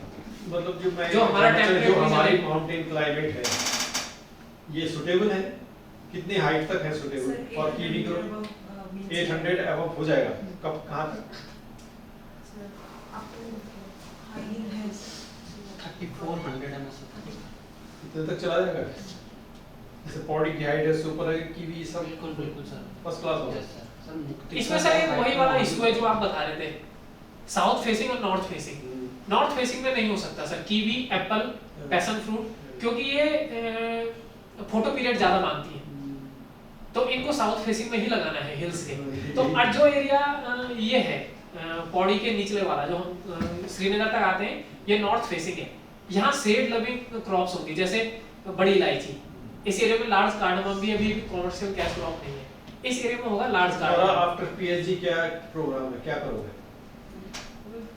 किसी जॉब ही करेंगे सर, फाइनेंशियल कंडीशन ऐसी नहीं है कि सर का कहना कुछ कोलैबोरेशन ये तो चलता रहेगा जॉब वाला तो। मैं सर जैसे हमने इतना वो किया कि भाई पहाड़ों के लिए कौन सी चीज हो सकती है सुटेबल, क्या काम हो सकता है, जॉब तो आपको तब भी मिलेगा। ऐसा तो है नहीं कि आप फ्री काम करते रहो, फ्री तो कोई करता है नहीं। Yes, sir. तो क्या आपका कोई पहाड़ों के लिए है ऐसा लगाओ, कोई काम मुझे करना है कुछ? सर लगाओ तो जैसे असल आपने में अगर पैशन यहाँ फ्रूट शुरू किया है तो क्या उसको आगे बढ़ाओ? सर अगर पैसा आएगा तभी कर सकेंगे, अगर पैसे नहीं होगा सर तो कैसे करेंगे? इसको बंद कर सकते हैं? नहीं कोई बात नहीं। असल में मैंने एक साल जैसे एक ऑर्गेनाइजेशन आपने हैस्को बोला ना, एक और है हार्क कुमार साहब की, तो मैंने एक साल वहाँ जॉब भी करी है। तो मैं रोहतू की बेली नर्सरी में था, पनीर विलेज हो, एप्पल नर्सरी थी मेरे पास। तो इंटरेस्ट है सर, लेकिन जहाँ पैसा मिलेगा वहीं करेंगे। Job is first requirement. Yes, sir.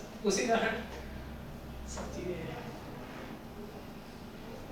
तो आप भी यहीं से? कहाँ से? सर टिहरी से हूँ, बट देहरादून में। पेरेंट्स आपके दिल्ली रहते? सर देहरादून में।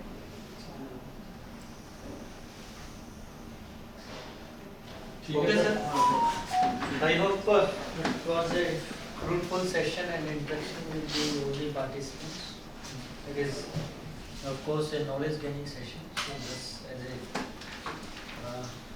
formality of the session. नहीं मैं आता हूँ कोई बात नहीं। sorry.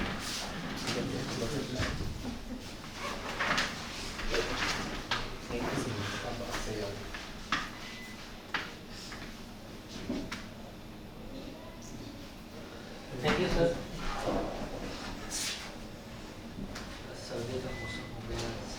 अच्छा सो वैसे मुझे गर्मी लग रही क्यों? तो ये तो आपके कमरा बंद है। सर देहरादून से गया है थोड़ा सा। Thank you.